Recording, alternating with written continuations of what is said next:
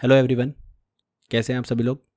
आज के इस वीडियो में बायोलॉजी के अंदर आने वाला एक काफ़ी इंपॉर्टेंट लेक्चर हम डिस्कस करने वाले हैं, जिसका नाम है न्यूट्रिशन एंड विटामिन्स। बहुत ही इंपॉर्टेंट वीडियो है।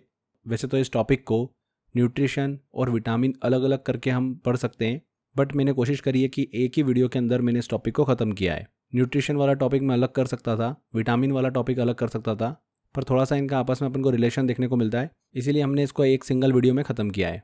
ठीक है, तो इस वीडियो के अंदर हम न्यूट्रिशन के बारे में बात करेंगे, न्यूट्रिएंट्स के बारे में बात करेंगे, कार्बोहाइड्रेट, प्रोटीन, वसा, फैट, जो ये सब चीज़ें होती है, इनको लेकर हम डिटेल में अच्छे से स्टडी करेंगे। इनसे काफ़ी क्वेश्चंस पूछते हैं एग्जाम के अंदर। इसके अलावा विटामिन से रिलेटेड भी काफ़ी क्वेश्चन जो है एग्जाम में देखने को मिलते हैं, तो उस टॉपिक को भी हम कंप्लीट करने वाले हैं। तो 2 फेज़ में हमारा वीडियो कंप्लीट होगा। सबसे पहले हम स्टार्ट करते हैं न्यूट्रिशन से। इसको हिंदी में बोला जाता है पोषक। पोषक पदार्थ जो होते हैं ये क्या होते हैं, हमारी बॉडी के अंदर पोषक पदार्थों की क्या रिक्वायरमेंट होती है, इनसे क्या होता है हमारी बॉडी के अंदर, ये सारी चीज़ें हम जानेंगे। ऐसे पदार्थ जो कि जीवों में जैविक क्रियाएं जो होती, मतलब बायोलॉजिकल फंक्शन जो होते हैं, उनके ऑपरेशन के लिए ये जो न्यूट्रिएंट्स होते हैं ये बहुत ही इंपॉर्टेंट होते हैं। क्लियर। अब बायोलॉजिकल फंक्शंस कैसे, जैसे कि मेटाबॉलिज्म, बॉडी मूवमेंट करना, डाइजेशन करना, रेस्पिरेशन करना, श्वसन की क्रिया करना, ये सब क्या है, बायोलॉजिकल फंक्शंस हैं। इन जैविक क्रियाओं के बायोलॉजिकल फंक्शंस के जो ऑपरेशंस होते हैं उनके लिए ये न्यूट्रिएंट्स बहुत ही ज़्यादा इंपॉर्टेंट होते हैं। यहाँ पर हमने मेटाबॉलिज्म की भी बात करी। मेटाबॉलिज्म में इसको आप ऐसे समझ सकते हैं कि शरीर की ये वो प्रोसेस होती है जिसमें भोजन जो होता है, खाना, ये ऊर्जा में परिवर्तित होता है। इसी को बेसिकली सिंपल भाषा में हम समझ सकते हैं मेटाबॉलिज्म बोलते हैं। ठीक है, ऐसा बोलते हैं ना कि इसका, लड़के का या इस व्यक्ति का मेटाबॉलिज्म जो है वो वीक हो गया है, मतलब खाना खा रहा है पर एनर्जी अच्छे से नहीं बन पा रही है इसकी बॉडी में, पाचन क्रिया भी डिस्टर्ब हो गई है, तो इसको बोलते हैं मेटाबॉलिज्म वीक हो गया या मेटाबॉलिज्म अच्छा है। समझ में आया आपको। तो सिंपल भाषा में न्यूट्रिएंट्स क्या होते हैं, ऐसे पदार्थ होते हैं जो कि जीवों के अंदर बायोलॉजिकल फंक्शंस के ऑपरेशन के लिए बहुत ही इंपॉर्टेंट होते हैं। मनुष्य को स्वस्थ जीवन जीने के लिए अपना जो दैनिक आहार होता है, जो हम डेली खाना खाते हैं, उसमें आवश्यक पोषक पदार्थ जो होते हैं, न्यूट्रिएंट्स जो होते हैं, वो लेने होते हैं। ठीक है, अच्छा अगर न्यूट्रिशन से भरा अगर खाना हम नहीं खाएंगे तो हमारा शरीर जो है वो काम अच्छे से नहीं करेगा। अब बात करते हैं कि ये न्यूट्रिएंट्स कौन कौन से होते हैं जो कि बॉडी में हमारे रिक्वायर्ड होते हैं। तो देखिए फ्रेंड्स, कार्बन के आधार पर हम इन न्यूट्रिएंट्स को जो है वो क्लासिफाइड कर सकते हैं। 2 टाइप से होते हैं, एक होते हैं कार्बनिक और दूसरे होते हैं इनऑर्गेनिक, मतलब अकार्बनिक बोल लो उनको। ऐसे न्यूट्रिएंट्स, ऐसे पोषक पदार्थ जिनमें कार्बन जो होता है वो उपस्थित होता है, वो आ जाते हैं कार्बनिक के अंदर, जैसे कि कार्बोहाइड्रेट, प्रोटीन, वसा मतलब फैट और विटामिन, ये आ जाते हैं कार्बनिक के अंदर। अकार्बनिक की बात करें, इनऑर्गेनिक की, तो इसमें ऐसे न्यूट्रिएंट्स आते हैं जिसमें कार्बन जो होता है वो उपस्थित नहीं होता है। इसमें भी कुछ पोषक पदार्थ जो है वो आते हैं, जैसे कि मिनरल्स हो गए, खनिज लवण हो गए, वाटर हो गया, पानी हो गया, ये आते हैं अकार्बनिक के अंदर। ठीक है, तो इस पूरे लेक्चर में हमको ये सिर्फ 6 चीज़ें ही पढ़ना है, कार्बोहाइड्रेट, प्रोटीन, वसा मतलब फैट, विटामिन, मिनरल्स और वाटर। ठीक है, तो ये 6 चीज़ों को ही हम पढ़ेंगे, हमारा लेक्चर खत्म हो जाएगा। पर एक एक सेक्शन जो है वो थोड़ा सा डीप में हमको पढ़ना पड़ेगा, तभी क्वेश्चन जो है हमारा एग्जाम में बनेगा। बहुत अच्छे अच्छे क्वेश्चन इस टॉपिक से पूछते हैं एग्जाम के अंदर। टेस्ट वाले सेक्शन में मैंने तकरीबन आपको 100 से 150 क्वेश्चन दिए इस टॉपिक के, क्योंकि क्वेश्चन ही इतने पूछते हैं एग्जाम में, और बहुत सिंपल सिंपल क्वेश्चन होते हैं। अगर आपने टॉपिक को अच्छे से पढ़ लिया, एक बार अच्छे से समझ लिया, तो आप सारे क्वेश्चन इससे बना लोगे। देखिए, अब हम बात करते हैं कि जो एनर्जी होती है, ऊर्जा के आधार पर हम इन न्यूट्रिएंट्स को अलग अलग तरीके से क्लासिफाइड कर सकते हैं। अगर हम बात करें कि ऐसे न्यूट्रिएंट्स जो शरीर को ऊर्जा देते हैं, एनर्जी देते हैं, वो कौन कौन से हो गए, और ऐसे न्यूट्रिएंट्स और ऐसे पोषक पदार्थ और न्यूट्रिएंट्स जो कि शरीर को ऊर्जा नहीं देते हैं, वो कौन कौन से हो गए। तो ऊर्जा देने वाले ध्यान रखिएगा न्यूट्रिएंट्स कौन कौन से हैं, कार्बोहाइड्रेट, वसा मतलब फैट, प्रोटीन, ये सभी होते हैं ऊर्जा देने वाले, एनर्जी देने वाले। वहीं अगर जिनसे हमको ऊर्जा नहीं मिलती है वो कौन कौन से, विटामिन, मिनरल्स, वाटर, ये वो न्यूट्रिएंट्स होते हैं जिनसे हमको शरीर के अंदर एनर्जी नहीं मिलती है, बट शरीर को ये रिक्वायर्ड होते हैं। आप खाना खाते हो ना, तो आपको खाना खाने के बाद में एनर्जी मिल जाती है, आपको एकदम अच्छा लगता है, तो वो किसकी वजह से होता है, कार्बोहाइड्रेट, फैट और प्रोटीन की वजह से ही होता है। ठीक है, इसका मतलब ये नहीं है कि विटामिन और वाटर और मिनरल्स जो है ये ज़रूरी नहीं है बॉडी के लिए, ये भी ज़रूरी है। इनका महत्व क्या होता है वो आगे हम लेक्चर में एक एक करके समझेंगे। यहाँ पर अगर हम बात करें कि सबसे ज़्यादा एनर्जी हमको किस चीज़ से मिलती है, तो सबसे ज़्यादा एनर्जी हमको मिलती है कार्बोहाइड्रेट से, दूसरा हमको एनर्जी मिलती है फैट से, और तीसरा मिलता है अपने को प्रोटीन से। ठीक है, तो ये सीक्वेंस ध्यान रखिएगा, एग्जाम में पूछ लेते हैं इससे। अब इन सभी को अपन एक एक करके डिस्कस करते हैं। चलिए, सबसे पहले हम बात करते हैं कार्बोहाइड्रेट की। कार्बोहाइड्रेट क्या होता है? तो कार्बन, हाइड्रोजन और ऑक्सीजन, ये तीनों जो होते हैं, ये जब 1:2:1 के अनुपात से मिलकर जो एक कार्बनिक पदार्थ बनाते हैं, उसे ही हम क्या बोलते हैं? कार्बोहाइड्रेट बोलते हैं। ठीक है, कार्बोहाइड्रेट जो होता है हमारे शरीर को सबसे ज़्यादा ऊर्जा प्रदान करता है। कार्बोहाइड्रेट से हमें 1 ग्राम ग्लूकोज के पूर्ण ऑक्सीकरण मतलब कंप्लीट ऑक्सीडेशन पर 4.2 किलो कैलोरी ऊर्जा जो है वो प्राप्त होती है।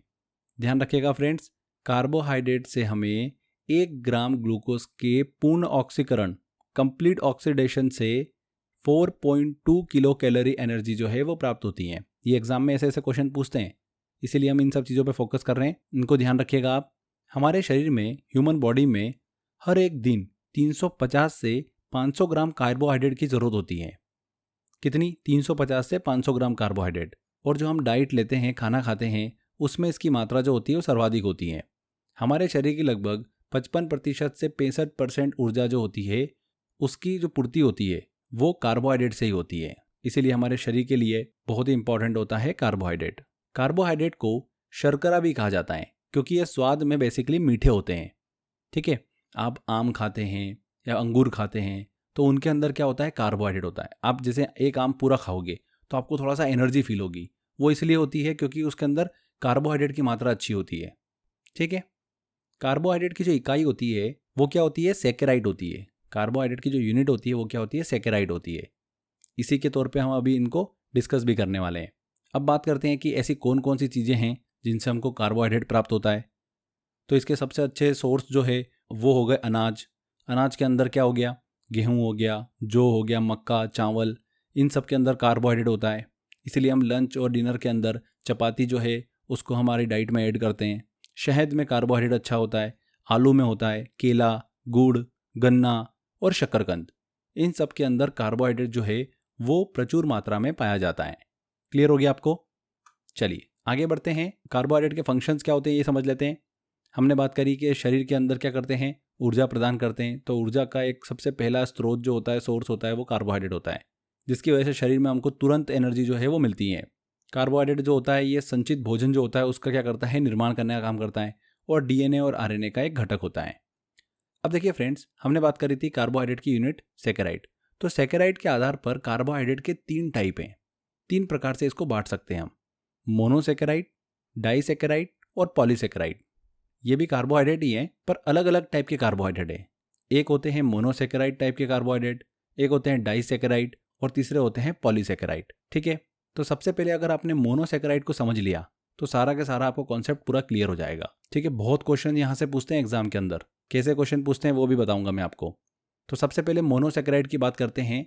तो मैं अभी आपको 3 इमेज दिखा रहा हूँ, अभी आप बस वो 3 इमेज अपने दिमाग में छाप लो तो आपको पूरा कॉन्सेप्ट क्लियर हो जाएगा। देखिए, सबसे पहली इमेज क्या है? ग्लूकोज दिख रहा है आपको यहाँ पर। दूसरी इमेज में आपको क्या दिख रहा है? आम दिख रहा है, दिख रहा है ना, एक प्रकार का फ्रूट है। क्लियर? और तीसरी इमेज में आपको क्या दिख रही है? आइसक्रीम दिख रही है। आप सभी आइसक्रीम खाते हैं, पर ठंडी होती है, जैसे ही खाते हैं तो गले में हमको जो होता है वो हल्की सी खराश भी लगती है ना। तो ये 3 चीज़ें अपन ने देखी। पहली चीज़ में ग्लूकोज है, तो अपन ने यहाँ पर ग्लूकोज लिख लिया। दूसरी इमेज में अपन ने क्या देखा? आम देखा, एक प्रकार का फ्रूट है, तो अपन ने क्या लिख लिया? फ्रू, स्टार्टिंग का एक अक्षर लिख लिया बस। और तीसरी इमेज में अपन ने देखा आइसक्रीम। आइसक्रीम खाते हैं अपन तो गले के अंदर हमको हल्की सी खराश होती है, ठंडा ठंडा हम खाते हैं तो अपन ने क्या लिख लिया? गले लिख लिया। गले में खराश होती है तो गले लिख लिया अपन ने। तो ये 3 जो हमने यहाँ पर वर्ड लिखे ना फ्रेंड्स, इसी से हम तीनों मोनोसैकेराइड जो है वो निकाल लेंगे। पहला हो गया ग्लूकोज, दूसरा हो गया फ्रू से बनेगा हमारा फ्रुक्टोज। ये आप कंफ्यूज ना हो इसलिए मैं आपको बता रहा हूँ, क्योंकि आगे आपको क्या होगा ना फ्रेंड्स, सुक्रोज भी आएगा, माल्टोज भी आएगा, लेक्टोज भी आएगा, तो आप बहुत कंफ्यूज हो जाओगे कि कौन सा पॉलीसैकेराइड है, कौन सा मोनोसैकेराइड है, कौन सा डाइसैकेराइड है। इसीलिए हमने सबसे पहले 3 इमेज देखी। ठीक है ना, उसी पे अपन बात कर रहे हैं। तो फ्रू से हमारा बन गया फ्रुक्टोज, और यहाँ पर गले से हमारा बन गया फ्रेंड्स गैलेक्टोज। क्या बन गया? गैलेक्टोज। तो ये हो गए हमारे 3 मोनोसैकेराइड। ये चीज़ आपको क्लियर हो गई। ये जो मोनोसैकेराइड होते हैं ये सबसे सिंपल कार्बोहाइड्रेट होते हैं, ठीक है, अभी हम पढ़ेंगे भी सही इसके बारे में। तो ये हो गए हमारे 3 मोनोसेकेराइड। अब ये मोनोसेकेराइड क्या करते हैं, आपस में मिलकर क्या बना लेते हैं, डाइसेकेराइड बना लेते हैं। तो कैसे बनाते हैं ये भी देख लेते हैं अपन। ध्यान से देखिएगा, तीनों में क्या होगा फ्रेंड्स, तीनों कंडीशन में क्या होगा, ग्लूकोज तो कॉमन हो गई होगा। ग्लूकोज ग्लूकोज के साथ मिलकर कुछ ना कुछ बनाएगा, ग्लूकोज फ्रुक्टोज के साथ मिलकर कुछ ना कुछ बनाएगा, और ग्लूकोज ग्लैक्टोज के साथ मिलकर कुछ ना कुछ बनाएगा। ठीक है, तो यहां पर देखिए ग्लूकोज है, ग्लूकोज के साथ मिलकर क्या बना रहा है, मक्का बना रहा है। ये हमारी ट्रिक है, ठीक है ना। अब एग्जैक्टली में मक्का नहीं बनेगा, आप अगर कभी घर पे एक्सपेरिमेंट करने लग गए तो ऐसा नहीं बनेगा। ये बस हमारी ट्रिक है याद करने के लिए, एग्जाम में हम सही आंसर टिक कर पाएँ उसके लिए बस। तो ग्लूकोज ग्लूकोज से क्या बना फ्रेंड्स, मक्का बना, तो हमने लिख लिया म। ठीक है, फिर एक ग्लूकोज लिया अपन ने और एक लिया अपन ने आम। आम मतलब फ्रुक्टोज, फ्रूट है तो फ्रू से अपन ने फ्रुक्टोज बना लिया। तो एक ग्लूकोज और फ्रुक्टोज ये मिलकर क्या बना रहे हैं फ्रेंड्स, शक्कर बना रहे हैं। ये भी मीठा ये भी मीठा, आपस में इतने मीठे हो गए कि क्या बन गई, शक्कर बन गई। तो अपन ने क्या लिख दिया, श लिख दिया। क्लियर। अब तीसरी कंडीशन, ग्लूकोज ग्लैक्टोज के साथ मिलकर क्या बनाएगा, लैक्टोज बनाएगा। देखिए लैक्टोज हमने डायरेक्टली इसलिए लिख दिया क्योंकि आपको यहाँ पर प्रोनाउंसिएशन जो है वो सिमिलर देखने को मिलेगा। ग्लैक्टोज तो आपको पता ही है कि एक मोनोसेकेराइड है। अब जब भी आप लैक्टोज देखोगे तो देखिए यही एक मात्रा जो है वो सेम प्रोनाउंसिएशन से स्टार्ट होता है। ग्लैक्टोज लैक्टोज एक ही मात्रा से स्टार्ट होता है, ग्लैक्टोज और लैक्टोज। ठीक है ना, बाकी सब जो होंगे वो सुक्रोज माल्टोज ऐसे स्टार्ट होते हैं। तो आपको ये जो कनेक्शन बिठाने में बिल्कुल भी दिक्कत नहीं आएगी। अब देखिए यहाँ पर हमने म और श लिखा था, शक्कर का श लिख दिया था हमने, तो इनको अब अपन कंप्लीट भी कर देते हैं। म से बन जाएगा हमारा माल्टोज, श से बन जाएगा हमारा सुक्रोज। ठीक है, और लास्ट वाला तो है लैक्टोज। तो ये 3 होते हैं डाइसेकेराइड जो कि मोनोसेकेराइड से मिलकर बनते हैं। ग्लूकोज ग्लूकोज मिलकर क्या बनाता है, माल्टोज बनाता है। ग्लूकोज फ्रुक्टोज मिलकर क्या बनाता है, सुक्रोज बनाता है। ग्लूकोज ग्लैक्टोज मिलकर क्या बनाता है, लैक्टोज बनाता है। अब एग्जाम में यही क्वेश्चन पूछ लेते हैं कि ग्लूकोज फ्रुक्टोज मिलकर क्या बनाता है, 4 ऑप्शन दे देंगे आपको, ग्लैक्टोज दे देंगे, माल्टोज दे देंगे, सुक्रोज दे देंगे और लैक्टोज दे देंगे। तो कितना भयंकर कन्फ्यूजन हो जाएगा ना आपको। तो इसीलिए वो एग्जाम में कन्फ्यूजन ना हो इसीलिए मैंने आपको डायग्राम से इजीली याद करवा दिया है। यहाँ पर सुक्रोज जो होता है ना, बेसिकली ये चीनी ही होती है जो हम दिनचर्या में यूज़ करते हैं ना, वो क्या होती है, सुक्रोज ही होती है। तो ये आपको क्लियर हो गया। 3 मोनोसेकेराइड ग्लूकोज फ्रुक्टोज और ग्लैक्टोज, 3 डाइसेकेराइड माल्टोज सुक्रोज और लैक्टोज। पॉलीसेकेराइड का नाम जो है वो तो डायरेक्टली आपको बता दूंगा मैं जब हम उसको स्टडी करेंगे। तो अब एक एक करके अपन डिस्कशन करते हैं, इनको डिटेल में पढ़ते हैं। सबसे पहले मोनोसेकेराइड की बात करते हैं। देखिए मोनोसेकेराइड जो होते हैं ये एक या एक से अधिक कार्बन से मिलकर, कार्बन के अणुओं से मिलकर बने होते हैं, मॉलिक्यूल से मिलकर बने होते हैं। बहुत ही सिंपल कार्बोहाइड्रेट होते हैं। मोनोसेकेराइड से ही हम सभी प्रकार के कार्बोहाइड्रेट जो है वो प्राप्त करते हैं।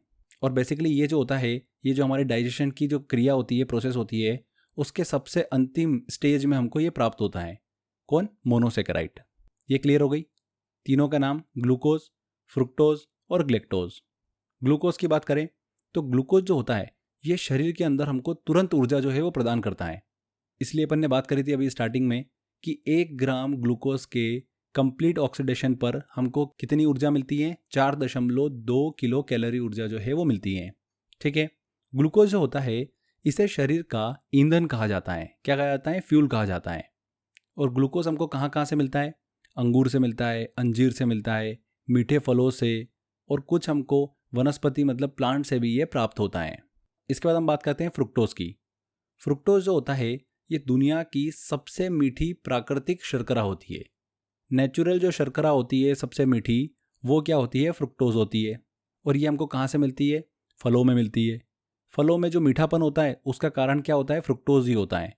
इसको ध्यान रखिएगा फ्रेंड्स, शहद की शर्करा भी कहा जाता है। ये एग्जाम में सीधे क्वेश्चन पूछ लेते हैं, शहद की शर्करा किसे कहते हैं, तो फ्रुक्टोज को कहते हैं। क्लियर। हमको ये जो फ्रुक्टोज होता है ये कहाँ कहाँ से प्राप्त होता है, शहद से होता है, पेड़ों से होता है, बेल का जो फल होता है उससे होता है, फूलों से होता है, जामुन जो होता है उसमें भी फ्रुक्टोज होता है। मैक्सिमम ये जड़ों में और सब्जियों में भी पाया जाता है फ्रुक्टोज। क्लियर। इसके बाद हम बात करते हैं ग्लैक्टोज की। ग्लैक्टोज जो है ना ये भी एक शुगर है, लगभग ग्लूकोज जितनी ही मीठी होती है। दूध के शर्करा के फॉर्मेशन में ये जो होता है ग्लैक्टोज ये बहुत ही हेल्प करता है। इसे मस्तिष्क शर्करा भी कहा जाता है। और ये हमें कहाँ कहाँ से मिलता है, दूध, मक्खन, खट्टी क्रीम जो होती है उसमें, आइसक्रीम और दही से ये प्राप्त होता है ग्लैक्टोज। तो ये क्लियर हुआ ग्लूकोज, फ्रुक्टोज और ग्लैक्टोज। अब बात करते हैं हम डाइसैकेराइड की। तो दो मोनोसैकेराइड आपस में मिलकर क्या बना लेते हैं, डाइसैकेराइड बना लेते हैं। उसी कार्बोहाइड्रेट को हम क्या बोलते हैं, डाइसैकेराइड कार्बोहाइड्रेट बोलते हैं। और 3 डाइसैकेराइड का नाम हमने ट्रिक से याद भी करा था। ग्लूकोज ग्लूकोज मिलकर मक्का बना रहा था, तो म से बनेगा क्या, माल्टोज। ग्लूकोज फ्रुक्टोज से मिलकर क्या बना रहा था, शक्कर बना रहा था, तो क्या बन जाएगा, श से शुक्रोज। और ग्लूकोज ग्लैक्टोज जो है आपस में मिलकर क्या बना रहे थे, लैक्टोज बना रहे थे। तो ये 3 डाइसैकेराइड। तीनों को थोड़ा सा डिटेल में पढ़ते हैं। सुक्रोज जो होता है फ्रेंड्स, इसको आमतौर पर हम टेबल शुगर के रूप में भी जानते हैं। सुक्रोज को गन्ने और गुड़ की शर्करा भी कहते हैं। ये जो होती है ये व्यापारिक शर्करा भी होती है। हम इसको गन्ने, चुकंदर, चीनी में एप्पल रस, खजूर, शहद इनसे प्राप्त करते हैं सुक्रोज को। इसके बाद हम माल्टोज की बात करें तो फ्रेंड्स इसे देखिए जौ, ज्वार, मक्का, गेहूं और अंकुरित अनाज की शर्करा भी कहते हैं, क्योंकि यह इसमें ही पाई जाती हैं। किस किस में, मक्का में, गेहूं में, अंकुरित अनाज में, इन्हीं में पाया जाता है माल्टोज।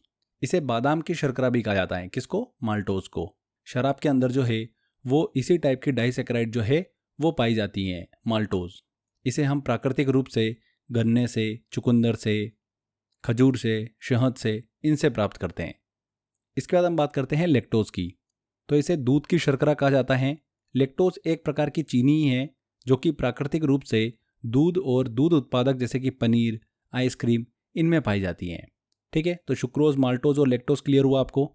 एग्जाम में ऐसे क्वेश्चन पूछते हैं छोटे छोटे से कि दूध की शर्करा किसे कहा जाता है, किसे कहा जाता है, लैक्टोज को कहा जाता है। इनमें से टेबल शुगर है, कौन सा है, सुक्रोज है। दुनिया की सबसे मीठी प्राकृतिक शर्करा कौन सी होती है, तो फ्रुक्टोज होती है। तो ऐसे क्वेश्चन एग्जाम में पूछे जाते हैं, इसीलिए मैं सब पॉइंट डिस्कस कर रहा हूँ आपसे। सारे के सारे पॉइंट जो है एग्जाम के लिए बिल्कुल रिलेवेंट है, दिमाग में हमको इसको छाप लेना है।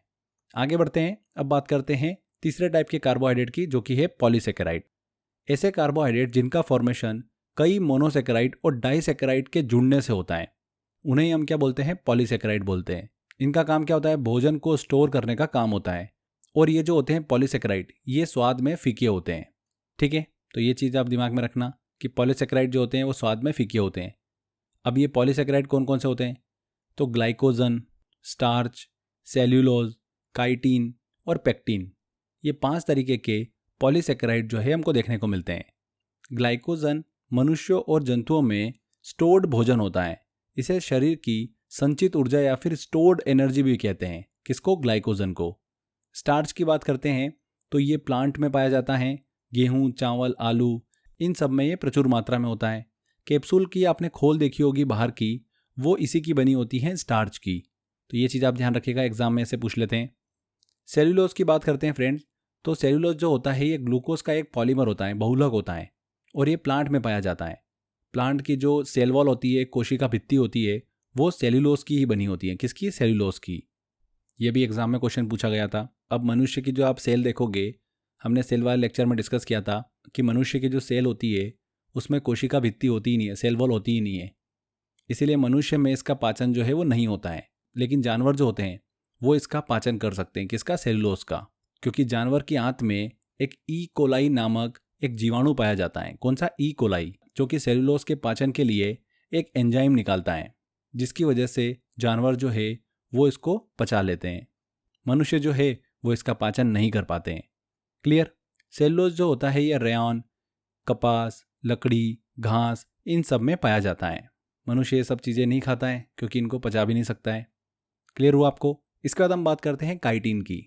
बहुत ही इंपॉर्टेंट है, एग्जाम में यहाँ से क्वेश्चन 3-4 बार पूछा जा चुका है। तो जो कवक होता है, फंगस होती है, उन फंगी की जो सेल वॉल होती है, कोशिका भित्ति होती है, वो किसकी बनी होती है, इसी काइटिन की बनी होती है, जो कि एक पॉलीसेकेराइड है। इसके बाद हम बात करते हैं पेक्टिन की। पेक्टिन जो होता है, ध्यान रखिएगा फ्रेंड्स, ये पॉलीसेकेराइड हमको नींबू में देखने को मिलता है। नींबू में पाया जाता है पेक्टिन। ऐसा पूछा जाता है, नींबू में कौन सा कार्बोहाइड्रेट पाया जाता है, तो पेक्टिन नामक कार्बोहाइड्रेट जो है वो पाया जाता है, एक प्रकार का पॉलीसेकेराइड। तो ये क्लियर हो गया आपको। आगे देखिए, हम बात करते हैं कि मानव के शरीर में अगर कार्बोहाइड्रेट की कमी हो जाए तो क्या होगा।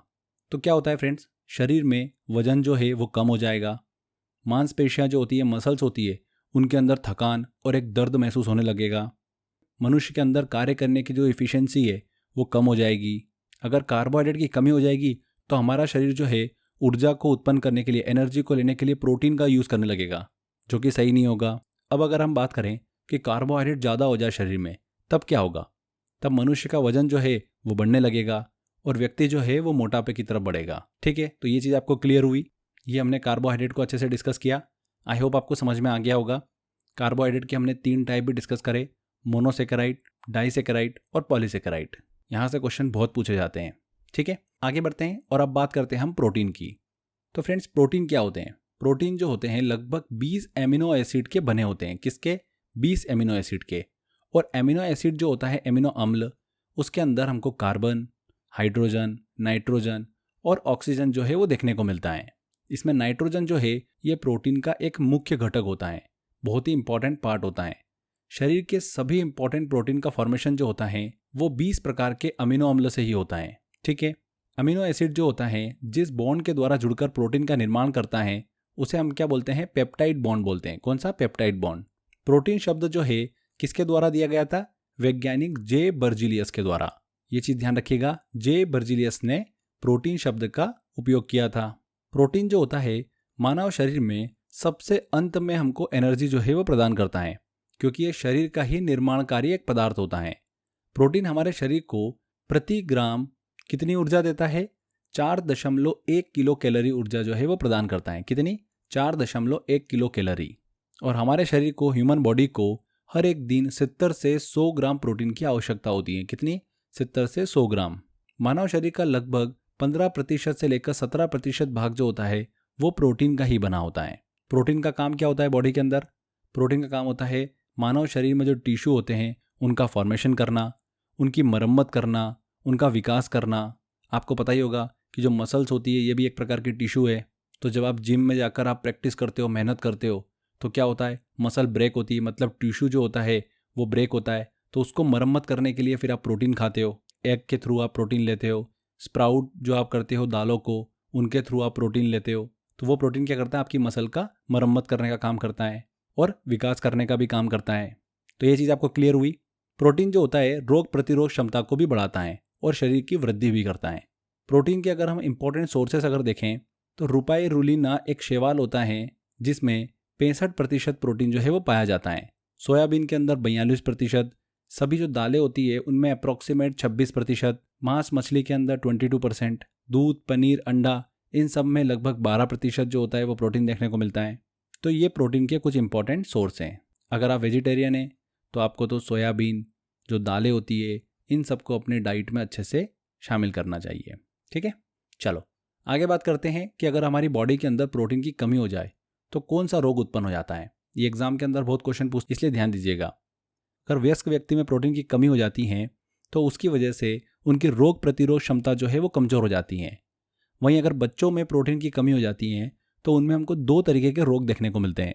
एक होता है क्वाशियोरकर रोग और दूसरा होता है मोरास्मस रोग। दोनों एग्जाम के अंदर पूछे जा चुके हैं और बार बार पूछते हैं, इसलिए ध्यान रखिएगा। क्वाशियोरकर रोग जो है, ये जो रोग है ये बच्चों में होता है। इस रोग के कारण 5 वर्ष तक के बच्चों में हाथ पैर जो होते हैं वो दुबले पतले हो जाते हैं और उनकी मांसपेशियां जो है वो कमज़ोर हो जाती हैं। और इन बच्चों में हाथ पैर तो दुबले होते हैं पर तोंद जो होती है वो निकल जाती है। ठीक है, तो प्रोटीन की कमी से बच्चों में ये रोग देखने को मिलता है। इसके अलावा मोरास्मस रोग भी देखने को मिलता है, जिसे सूखा रोग भी बोलते हैं। ये बीमारी जो होती है ये मुख्यतः थोड़े से बड़ों बच्चों में होती है, जिसके कारण व्यक्ति का शरीर जो होता है वो सूख जाता है और कुपोषण का एक प्रकार से शिकार हो जाता है। ठीक है, तो ये 2 टाइप के रोग हमने डिस्कस करे, क्वाशियोरकर रोग और मेरास्मस रोग। क्लियर हो गया आपको? इसीलिए 14 वर्ष तक की उम्र के बच्चों के लिए भोजन में जो प्रोटीन होता है वो उनका मुख्य घटक होना चाहिए। अच्छा प्रोटीन युक्त भोजन जो है वो उनको कराना चाहिए। आगे बात करते हैं फ्रेंड्स, कुछ प्रोटीन के सोर्सेस हैं जिनसे एग्जाम के अंदर हमको क्वेश्चन देखने को मिलते हैं। बहुत ही इंपॉर्टेंट टेबल है ये। यहाँ से लगभग जितने भी इन्फॉर्मेशन हम डिस्कस कर रहे हैं सभी से क्वेश्चन जो है वो कहीं ना कहीं पूछा जा चुका है। तो सोर्स और प्रोटीन का नाम आपको दिमाग में रखना है। मनुष्य के रक्त में कौन सा प्रोटीन पाया जाता है? हीमोग्लोबिन नामक प्रोटीन पाया जाता है। इसके अलावा ग्लोब्यूलिन प्रोटीन जो होता है वो भी मनुष्य के रक्त में पाया जाता है। रक्त को जमाने वाला प्रोटीन जो होता है वो कौन सा होता है? प्रोथ्रोम्बिन होता है और फाइब्रोनोजेन। ये दोनों जो होते हैं रक्त को जमाने वाले प्रोटीन होते हैं। दालों में कौन सा प्रोटीन पाया जाता है? एग्जाम में पूछ लेते हैं। तो प्रोलेमिन नामक प्रोटीन जो होता है वो दालों में पाया जाता है। गेहूं में कौन सा प्रोटीन होता है? तो ग्लूटेन और ग्लाइडिन जो होता है ये गेहूं में पाया जाने वाला प्रोटीन है। मक्का में जीन प्रोटीन पाया जाता है। अंडे के अंदर एल्बुमिन प्रोटीन पाया जाता है, वेरी वेरी इंपॉर्टेंट। मनुष्य के बाल, नाखून, त्वचा, उसी तरीके से पक्षियों के नाखून, पंख और जानवरों के सींग, नाखून और खुर में कौन सा प्रोटीन देखने को मिलता है? तो अल्फा केरेटिन नामक प्रोटीन जो है वो देखने को मिलता है। ठीक है। वहीं मकड़ी के जो जाले होते हैं उसमें हमको कौन सा प्रोटीन देखने को मिलता है? तो beta keratin. Alpha keratin protein जो होता है ये मनुष्य के बाल, नाखून, त्वचा में देखने को मिलता है। वहीं मकड़ी के जाले में बीटा केरेटिन प्रोटीन जो है वो देखने को मिलता है। मकड़ी की लार से ये स्रावित होता है, बीटा केरेटिन। अब अगर हम दूध की बात करें तो दूध के अंदर कौन सा प्रोटीन पाया जाता है? तो दो तरीके के प्रोटीन पाए जाते हैं, कैरोटीन और केसिन। दूध का पीला भाग जो होता है वो कैरोटीन प्रोटीन के कारण होता है, वहीं दूध का सफ़ेद भाग जो होता है वो केसिन प्रोटीन के कारण होता है। क्लियर। हड्डियों में कौन सा प्रोटीन पाया जाता है? कोलेजन प्रोटीन जो होता है वो हड्डियों में पाया जाता है। कपास में बात करें तो गॉसिपिन प्रोटीन पाया जाता है। और मसल्स के अंदर मतलब पेशियों में एक्टिन और मायोसिन जो प्रोटीन होता है ये पाया जाता है। तो ये हमने इंपॉर्टेंट सोर्स और उनमें जो प्रोटीन पाया जाता है वो डिस्कस किया है। ठीक है। इसमें दूध वाला, अंडे वाला, दालों वाला, मनुष्य के रक्त वाला, ये सब काफ़ी इंपॉर्टेंट है जो कि एग्जाम में पूछे जाते हैं। आगे बात करते हैं प्रोटीन से रिलेटेड कुछ बेसिक इन्फॉर्मेशन है। कुछ हार्मोन जो होते हैं जैसे कि इंसुलिन, थायरोक्सिन, ये सब भी क्या होते हैं? प्रोटीन होते हैं। और सभी जो एंजाइम होते हैं वो क्या होते हैं? प्रोटीन होते हैं। पर ध्यान रखिएगा फ्रेंड्स, सभी प्रोटीन एंजाइम नहीं होते हैं। ठीक है। एंजाइम प्रोटीन हो सकते हैं पर प्रोटीन एंजाइम नहीं हो सकते। कुछ कुछ हो सकते हैं, सभी नहीं। प्रोटीन की प्रचुरता वाले खाद्य पदार्थों में टायरोसिन अमीनो एसिड जो है वो पाया जाता है, जो कि बुढ़ापे में शारीरिक और मानसिक शक्ति जो है वो बनाए रखता है। ध्यान रखिएगा, प्रोटीन की प्रचुरता वाले खाद्य पदार्थों में कौन सा एसिड पाया जाता है? Thyroxine amino acid. और अगर टायरोसिन अमीनो एसिड जो है वो कम हो जाता है तो व्यक्ति जो होता है वो उदास हो जाता है, उदासीन नेचर हो जाता है उस व्यक्ति का। अगर एक सामान्य कामकाजी महिला की बात करें तो उस महिला को 40 से 45 ग्राम प्रोटीन की आवश्यकता होती है। वहीं अगर वो मदर है और बच्चों को दूध पिला रही है तो दूध पिलाने वाली महिला को 60 से 70 ग्राम प्रोटीन की आवश्यकता होती है। तो ये डिफरेंस जो है ये दिमाग में रखिएगा। बुजुर्गों को युवाओं की अपेक्षा जो होती है वो अधिक प्रोटीन की आवश्यकता होती है। क्लियर। आगे बात करते हैं। अगला न्यूट्रिएंट्स आता है हमारा फैट, जिसको बोला जाता है हिंदी में वसा। तो फ्रेंड्स, फैट की बात करें, वसा की बात करें तो फैट जो होता है ह्यूमन बॉडी में स्टोर्ड रहकर क्या करता है? एनर्जी मतलब ऊर्जा को प्रदान करता है। फैट से किसी व्यक्ति को प्रति ग्राम 9.2 किलो कैलोरी जो है वो ऊर्जा मिलती है। कितनी? 9.2 किलो कैलोरी। और एक व्यक्ति को हर एक दिन 1 से लेकर 70 ग्राम फैट की आवश्यकता होती है। ये चीज़ क्लियर हो गई आपको? जो फैट होता है वो किससे मिलकर बना होता है? वो फैटी एसिड और ग्लिसरॉल से मिलकर बना होता है। फैट के अंदर 70% जो मॉलिक्यूल होता है वो होता है फैटी एसिड का, और 20% जो भाग होता है वो होता है ग्लिसरॉल का। और ये दोनों जो होते हैं ये 3:1 में होते हैं, जैसा कि हमको परसेंटेज से ही क्लियर है। 75% और 25% रेशो निकालोगे तो 3:1 निकल कर आएगा। 3 अणु फैटी एसिड के और 1 अणु मतलब 1 मॉलिक्यूल ग्लिसरॉल का आपस में मिलकर क्या बना लेता है? फैट बना लेता है। क्लियर हुआ ये? फैट के अगर हम फंक्शन देखें, कार्य देखें, तो फैट जो होता है वो हमारी स्किन के नीचे जमा होकर हमारे जो शरीर होता है, हमारी बॉडी का जो टेम्परेचर होता है उसको नियंत्रित करने का काम करता है। साथ ही ये क्या करता है, जो हमको बाह्य आघात होते हैं, कभी चोट लग जाती, उनसे भी सुरक्षा प्रदान करता है। एक कुशनिंग देता है हमारी बॉडी को। शरीर में ये क्या करता है? संग्रहित होकर स्टोर्ड भोजन के रूप में लंबे समय तक हमको क्या करता है? एनर्जी प्रदान करता रहता है। इसीलिए इसको एनर्जी ऑफ फास्टिंग भी कहते हैं, उपवास की ऊर्जा भी कहते हैं। ये शरीर के तापमान को भी नियंत्रित करने का काम करता है। इसके अगर हम सोर्सेज देखें फ्रेंड्स, तो कहाँ कहाँ से हमको फैट जो है वो मिलता है? दूध से हमको मिलता है, दूध में फैट होता है। मक्खन से मिलता है हमको, घी से मिलता है, तेल से मिलता है, मांस से मिलता है, मछली और फ्राइड जो फूड होते हैं उससे हमको क्या मिलता है? फैट मिलता है। ठीक है। तो ये बेसिक इसके सोर्सेज हैं। अब हमारे शरीर के अंदर फैट जो होता है, अगर उसका विघटन हो रहा है, डिसोल्यूशन हो रहा है और फॉर्मेशन हो रहा है तो उस प्रोसेस को क्या बोलते हैं? ये नाम आप ध्यान रखिएगा, एग्जाम में पूछते हैं। अगर हमारी बॉडी के अंदर फैट जो हो रहा है वो डिसॉल्व हो रहा है, डिसोल्यूशन की प्रोसेस हो रही है, विघटन की प्रक्रिया हो रही है, तो उसको क्या बोलेंगे? लाइपोलाइसिस बोलेंगे। क्या बोलेंगे? लाइपोलाइसिस। वहीं अगर फैट का फॉर्मेशन हो रहा है तो इस प्रोसेस को क्या बोलेंगे? लाइपोजेनेसिस बोलेंगे।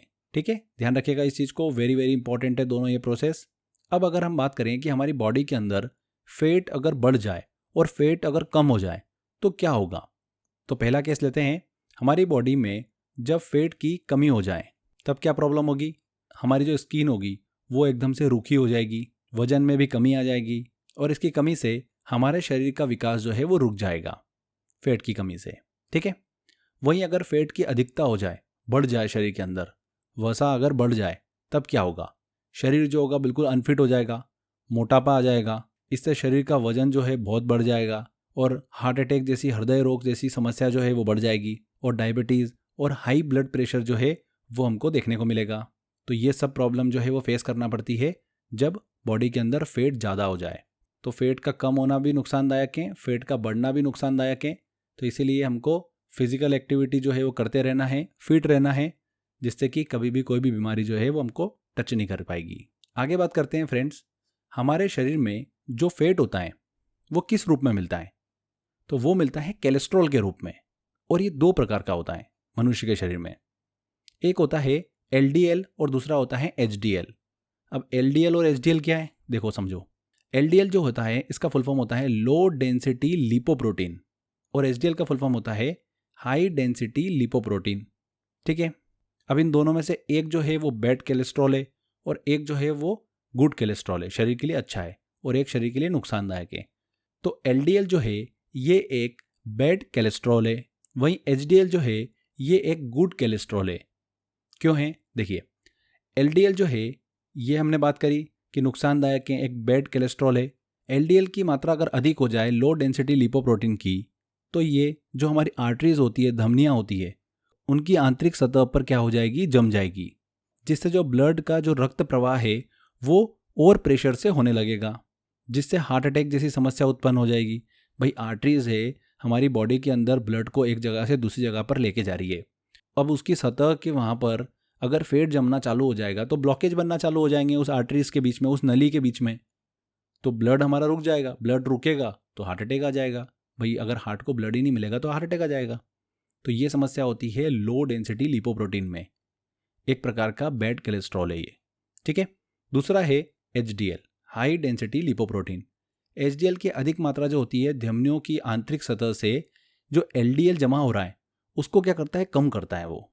यदि आर्टरीज की जो आंतरिक सतह पर LDL और कैल्शियम अगर जम गया है तो आर्टरीज जो होती है, धमनियाँ होती है, वो कठोर हो जाती हैं। तब इस रोग को क्या बोलते हैं? एथेरोस्क्लेरोसिस बोलते हैं। ये चीज़ आप ध्यान रखिएगा। HDL जो होता है वो LDL की मात्रा को कम करता है, इसलिए इसको गुड कोलेस्ट्रॉल बोला जाता है। अगर दोनों के सोर्सेस हम देखें तो LDL जो है ये हमको जो डेयरी प्रोडक्ट होते हैं, फिश होता है, मीट होता है, उनसे हमको मिलता है ये।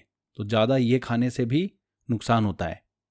HDL की बात करें हम, हाई डेंसिटी लिपोप्रोटीन की, तो इस तरीके का कोलेस्ट्रॉल जो है ये हमको मिलता है रेशेदार भोजन से, अंकुरित अनाज, आटा से, दलिया, सलाद, इनसे हमको मिलता है ये। तो इस तरीके का फूड आपको अपनी डाइट के अंदर शामिल करना चाहिए। ठीक है, समझ में आया आपको? छोटी छोटी चीज़ें हैं फ्रेंड्स, पर एग्जाम के अंदर ये पूछी जाती है, इसलिए हम इन सभी चीज़ों को डिस्कस कर रहे हैं। अब आगे एक चीज़ और ध्यान रखिएगा, विटामिन D आप सभी को पता ही है कि काफ़ी इंपॉर्टेंट होता है हमारी बॉडी के लिए। आगे हम विटामिन में पढ़ेंगे भी सही इसको। और विटामिन D जो होता है ये कोलेस्ट्रॉल से जुड़ा होता है, इसलिए मैं आपको यहाँ पर एक पॉइंट बता रहा हूँ। सूरज की रोशनी से विटामिन D बनाने के लिए हमारी जो स्किन होती है उसकी सेल में कोलेस्ट्रॉल बहुत ज़रूरी होता है। अगर कोलेस्ट्रॉल नहीं होगा तो विटामिन D नहीं मिल पाएगा हमको, विटामिन D बनेगा ही नहीं। इसीलिए कोलेस्ट्रॉल जो होता है वो बहुत ज़रूरी होता है। ये चीज़ आप दिमाग में रखिएगा। आगे बात करते हैं फैट के दो टाइप की। देखिए, दो प्रकार के होते हैं फैट, एक होता है सैचुरेटेड फैट और दूसरा होता है अनसैचुरेटेड फैट, संतृप्त वसा और असंतृप्त वसा। सैचुरेटेड फैट जो होता है ये होता क्या है? इस तरीके के फैट में कार्बन के बीच में हमको सिंगल सिंगल बॉन्ड जो है वो देखने को मिलते हैं और ये रूम टेम्परेचर पर एक ठोस अवस्था मतलब सॉलिड स्टेट में हमको देखने को मिलता है। संतृप्त वसा जो होता है ये थोड़ा सा कम क्रियाशील होता है। जो सैचुरेटेड फैट होता है ये कम क्रियाशील होता है, इसलिए ये जो होता है ये कोलेस्ट्रॉल में कन्वर्ट हो जाता है। और कोलेस्ट्रॉल में कन्वर्ट हो रहा है तो हेल्थ के लिए क्या होगा? थोड़ा हानिकारक होगा, क्योंकि ये क्या करता है? कोलेस्ट्रॉल के रूप में धमनी और शिरा जो होती है, आर्टरीज और वेन्स होती है, उनमें जमा हो जाता है और हृदय जैसे रोगों को जन्म दे देता है। ठीक है, इस तरीके का वसा जो होता है, फैट जो होता है, ये मुख्यतः जंतुओं में हमको देखने को मिलता है। इसके अगर हम सोर्सेस की बात करें, स्रोत की बात करें, तो घी, डालडा, नारियल का तेल, चिड़ का तेल, ये सभी सेचुरेटेड फैट के सोर्सेस हैं। इसके बाद हम बात करते हैं अनसेचुरेटेड फैट, असंतृप्त वसा। इस टाइप के फैट में क्या होता है, कार्बन के बीच में क्या होता है फ्रेंड्स, डबल या ट्रिपल बॉन्ड होते हैं और यह सामान्यतः जो कमरे का टेम्परेचर होता है उस पर एक लिक्विड स्टेज में होते हैं। और इस टाइप के जो फैट होते हैं ये बहुत ज़्यादा क्रियाशील होते हैं, इसीलिए आसानी से हम इनको पचा सकते हैं। जो एकदम से थोड़ी ठोस अवस्था में होते हैं उनको पचाने में दिक्कत आती है और उस तरीके का फैट जो होता है वो कोलेस्ट्रॉल में कन्वर्ट हो जाता है। बट जो लिक्विड अवस्था में रहता है उसको आसानी से पचाया जा सकता है। और इस तरीके का वसा जो होता है, फैट होता है, ये स्वास्थ्य के लिए फ़ायदेमंद होता है क्योंकि आसानी से इसका जमाव भी नहीं होता है और ये ऑक्सीजन के साथ क्या करता है, अधिक क्रियाशील होता है। और इस तरीके का जो अनसेचुरेटेड फैट है ये कहाँ से प्राप्त होता है, ये वनस्पतियों से प्राप्त होता है, मतलब वेजिटेबल से प्राप्त होता है। इनके सोर्सेज देखें अपन तो मछली का तेल, वेजिटेबल ऑयल, ये सब जो होते हैं ये अनसेचुरेटेड फैट के सोर्स हैं। क्लियर हो गया आपको, सेचुरेटेड फैट और अनसेचुरेटेड फैट। सेचुरेटेड फैट जो होता है इसमें कार्बन जो होता है वो सिंगल सिंगल बॉन्ड बनाता है, अनसेचुरेटेड फैट के अंदर डबल और ट्रिपल बॉन्ड बनाता है। सेचुरेटेड फैट जो होता है वो रूम टेम्परेचर पर एक सॉलिड स्टेज में होता है, अनसेचुरेटेड फैट जो होता है वो कमरे के तापमान मतलब रूम टेम्परेचर पर लिक्विड स्टेज में होता है, तरल अवस्था में। सेचुरेटेड फैट के मुकाबले अनसेचुरेटेड फैट जो होता है वो ज़्यादा क्रियाशील होता है और आसानी से पचाया जा सकता है। ठीक है, तो ये कुछ बेसिक अंतर है इनके बीच में जो कि आपको पता होना चाहिए। अब आगे बात करते हैं हाइड्रोजनीकरण की, हाइड्रोजनेशन की। एक रिएक्शन होती है, क्या होता है इसको समझते हैं हम। जब अनसेचुरेटेड फैट को हाइड्रोजन के साथ निकल की प्रेजेंट में गर्म किया जाता है तो क्या बनता है, सेचुरेटेड फैट बनता है, संतृप्त वसा बनता है। और उस सेचुरेटेड फैट को फिर से हाइड्रोजन के साथ निकल की प्रेजेंट में गर्म किया जाता है तो क्या बनता है, वनस्पति घी बनता है, वेजिटेबल घी हमको यहाँ पर देखने को मिलता है। ठीक है, तो ये क्या रिएक्शन है जिसे क्या बोला जाता है, हाइड्रोजनीकरण बोला जाता है। यहाँ पर असंतृप्त वसा मतलब अनसेचुरेटेड फैट सेचुरेटेड फैट के अंदर कन्वर्ट हो रहा है। एग्जाम के अंदर फ्रेंड्स यहाँ से ये क्वेश्चन पूछा जाता है, हाइड्रोजनेशन प्रोसेस में उत्प्रेरण के रूप में कौन होता है, तो कौन होता है, निकल होता है। यहाँ पर जो उत्प्रेरण कैटेलिस्ट की बात हो रही है, ये क्या होता है, कोई भी केमिकल रिएक्शन होती है ना, तो कैटेलिस्ट क्या काम करता है, उस रिएक्शन को तेज करना या फिर स्लो करने का काम करता है। ठीक है, बेसिक अगर आपने थोड़ा बहुत अगर पढ़ा होगा तो ये आपको पता होगा, नहीं पता है तो आप ऐसे समझ लीजिए, कैटेलिस्ट जो होता है किसी भी केमिकल रिएक्शन को तेज करना या फिर स्लो करने का काम करता है। तो निकल जो है वो यहाँ पर उसी तरीके से काम कर रहा है। अनसेचुरेटेड फैट और हाइड्रोजन को निकल की प्रेजेंट में गर्म किया जाता है तो बन जाता है सेचुरेटेड फैट। उसी सेचुरेटेड फैट को अगर हम ले लें जो कि तेल की अवस्था में है, हाइड्रोजन के साथ फिर से गर्म करते हैं हम निकल की प्रेजेंट में, तो क्या बन जाता है, घी बन जाता है। क्लियर हो गया आपको ये चीज़, इसी को बोला जाता है हाइड्रोजनीकरण, हाइड्रोजिनेशन। वेरी वेरी इंपॉर्टेंट है, बहुत बार एग्जाम के अंदर यहाँ से क्वेश्चन पूछते हैं। तो फ्रेंड्स यहाँ पर हमारा न्यूट्रिशन वाला टॉपिक जो है वो कंप्लीट होता है, जिसमें हमने कार्बोहाइड्रेट, प्रोटीन और वसा मतलब फैट को डिस्कस किया है। आई होप आपको यहाँ तक लेक्चर जो है वो अच्छे से क्लियर हो गया होगा। अब आगे बात करते हैं हम विटामिन की, बहुत ही इंपॉर्टेंट फेज चालू होने वाला है। चलिए अब आगे बात करते हैं हम विटामिन्स की। तो विटामिन क्या होता है, सबसे पहले हम इस चीज़ को समझते हैं। विटामिन जो होते हैं ये बेसिकली क्या होते हैं, केमिकल कंपाउंड होते हैं, कार्बनिक यौगिक होते हैं। और ये विटामिन जो होते हैं मानव शरीर, ह्यूमन बॉडी में हमको एनर्जी जो होते हैं वो प्रदान नहीं करते हैं। जैसे कि हमने अभी बात करी थी कि न्यूट्रिएंट्स जो होते हैं, पोषक पदार्थ जो होते हैं वो हमको क्या करते हैं, एनर्जी देते हैं। बट विटामिन जो होते हैं ये ऊर्जा देने का काम नहीं करते, लेकिन मेटाबॉलिक प्रोसेस जो होती है हमारी शरीर की उसको नियंत्रित, उसको कंट्रोल करने का काम जो करते हैं वो कौन करते हैं, विटामिन करते हैं। इसीलिए ये बॉडी के लिए बहुत ज़रूरी होते हैं। विटामिन जो होते हैं हमारे शरीर में रोगों से रक्षा करने का काम करते हैं, मतलब बीमारियों से बचाने का हमको काम करते हैं। इसी के साथ साथ फ्रेंड्स हमारी बॉडी में विटामिन जो होते हैं उनका पाचन, डाइजेशन नहीं होता है। जब हम भोजन को गर्म करते हैं तो भोजन में उपस्थित सभी विटामिन जो होते हैं वो क्या हो जाते हैं, नष्ट हो जाते हैं। सबसे पहले ध्यान रखिएगा, विटामिन की खोज जो है वो किसने करी थी, हॉपकिंस ने करी थी। विटामिन की खोज हॉपकिंस ने करी है, लेकिन विटामिन का जो नामकरण है, मतलब विटामिन शब्द का सबसे पहले प्रयोग जो है वो किसने करा है, फंक ने करा है। ठीक है, तो इस चीज़ को ध्यान रखिएगा, कंफ्यूज मत होइएगा कि विटामिन की खोज फंक ने करी है कि हॉपकिंस ने करी है। यहाँ पर ये चीज़ आप क्लियर रखिएगा। अब देखिए फ्रेंड्स, विटामिन की बात कर रहे हैं तो बहुत सारे विटामिन होते हैं। विटामिन ए होता है, डी होता है, ई, के, सी, बी के भी बहुत सारे कॉम्प्लेक्स होते हैं। अब देखिए हमारी ह्यूमन बॉडी है, हमारी बॉडी के अंदर फैट होता है। कुछ ऐसे विटामिन होते हैं जो कि क्या होते हैं, हमारी बॉडी के फैट में क्या होते हैं, डिजोल्व हो जाते हैं। और कुछ ऐसे विटामिन होते हैं जो क्या करते हैं, हमारे शरीर के अंदर जो वाटर है उसमें डिजोल्व हो जाते हैं। तो अब ऐसे कौन कौन से विटामिन है, इनसे रिलेटेड एग्जाम के अंदर क्वेश्चन पूछते हैं। तो इसको मैं आपको ट्रिक बता रहा हूँ, उससे आपको इजीली याद हो जाएगा। हमने एक एक्सपेरिमेंट करा कि कौन से विटामिन जल में घुल जाएंगे, कौन से विटामिन फैट मतलब वसा में घुल जाएंगे। तो हमने क्या करा, एक गिलास के अंदर फैट लिया और एक में लिया हमने वाटर। अब हम लेके आए एक कीड़े को। कीड़ा मतलब आप जानते ही हो, कोई भी एक कीट लेके आए हम। तो एक कीड़ा लेके आए हमने क्या करा, इस कीड़े को वसा मतलब फैट में भी डाला और वाटर में भी डाला। तो हमने क्या देखा फ्रेंड्स, कीड़ा जो है ये क्या करता है, ये फैट के अंदर डिजोल्व हो जाता है। जो फैट है वसा है उसमें डिजोल्व हो गया, पर ये वाटर के अंदर क्या है ना, डिजोल्व नहीं होता है, मस्त तैरता रहता है अंदर। ठीक है, अब यहाँ पर कीड़ा से मतलब है हमारा KEDA, विटामिन के, विटामिन ई, विटामिन डी और विटामिन ए से। तो कीड़ा जो है किस में डिजोल्व हो गया, फैट के अंदर हो गया, मतलब वसा में हो गया। तो फैट मतलब वसा में जो घुलनशील विटामिन है डिजोल्व जो हो जाते हैं, वो कौन से हो जाते हैं, विटामिन के, ई, डी और ए। क्लियर हो गया याद आपको, हमेशा के लिए आपको ये चीज़ क्लियर हो गई है। वहीं कीड़ा जो है ये वाटर के अंदर डिजोल्व नहीं हुआ, मतलब ये सारे जो विटामिन है KEDA ये वाटर के अंदर डिजोल्व नहीं होते हैं, ये फैट में डिजोल्व होते हैं। अब बचे हुए कौन है जो वाटर के अंदर डिजोल्व होते हैं, विटामिन सी और विटामिन बी। क्लियर। अब एक चीज़ और ध्यान रखिएगा, फैट के अंदर जो डिजोल्व होते हैं विटामिन, जो घुल जाते हैं, ये विटामिन जो हमारे फैटी टिश्यू होते हैं बॉडी के अंदर उसमें जाकर स्टोर्ड हो जाते हैं। इसलिए इन विटामिन को व्यक्तियों को प्रतिदिन लेने की आवश्यकता नहीं होती है। पर जो विटामिन जल के अंदर मतलब वाटर के अंदर डिजोल्व हो जाते हैं, जिसकी वजह से वो व्यक्ति के यूरिन के थ्रू शरीर से बाहर निकल जाते हैं, इसी वजह से जो विटामिन जल में घुल जाते हैं, वाटर के अंदर डिजोल्व हो जाते हैं, उनकी शरीर के अंदर क्या हो जाती है, कमी हो जाती है। इसीलिए हमको उनको टाइम टू टाइम जो है वो लेना होते हैं। ऐसे कौन से विटामिन है, विटामिन सी और विटामिन बी, ये दोनों विटामिन वाटर के अंदर डिजोल्व हो जाते हैं। इसीलिए इन दोनों विटामिन को हमको टाइम टू टाइम लेना होता है, बहुत ही ज़रूरी होते हैं ये चीज़ आपको क्लियर हो गई, बहुत ही इंपॉर्टेंट कॉन्सेप्ट है।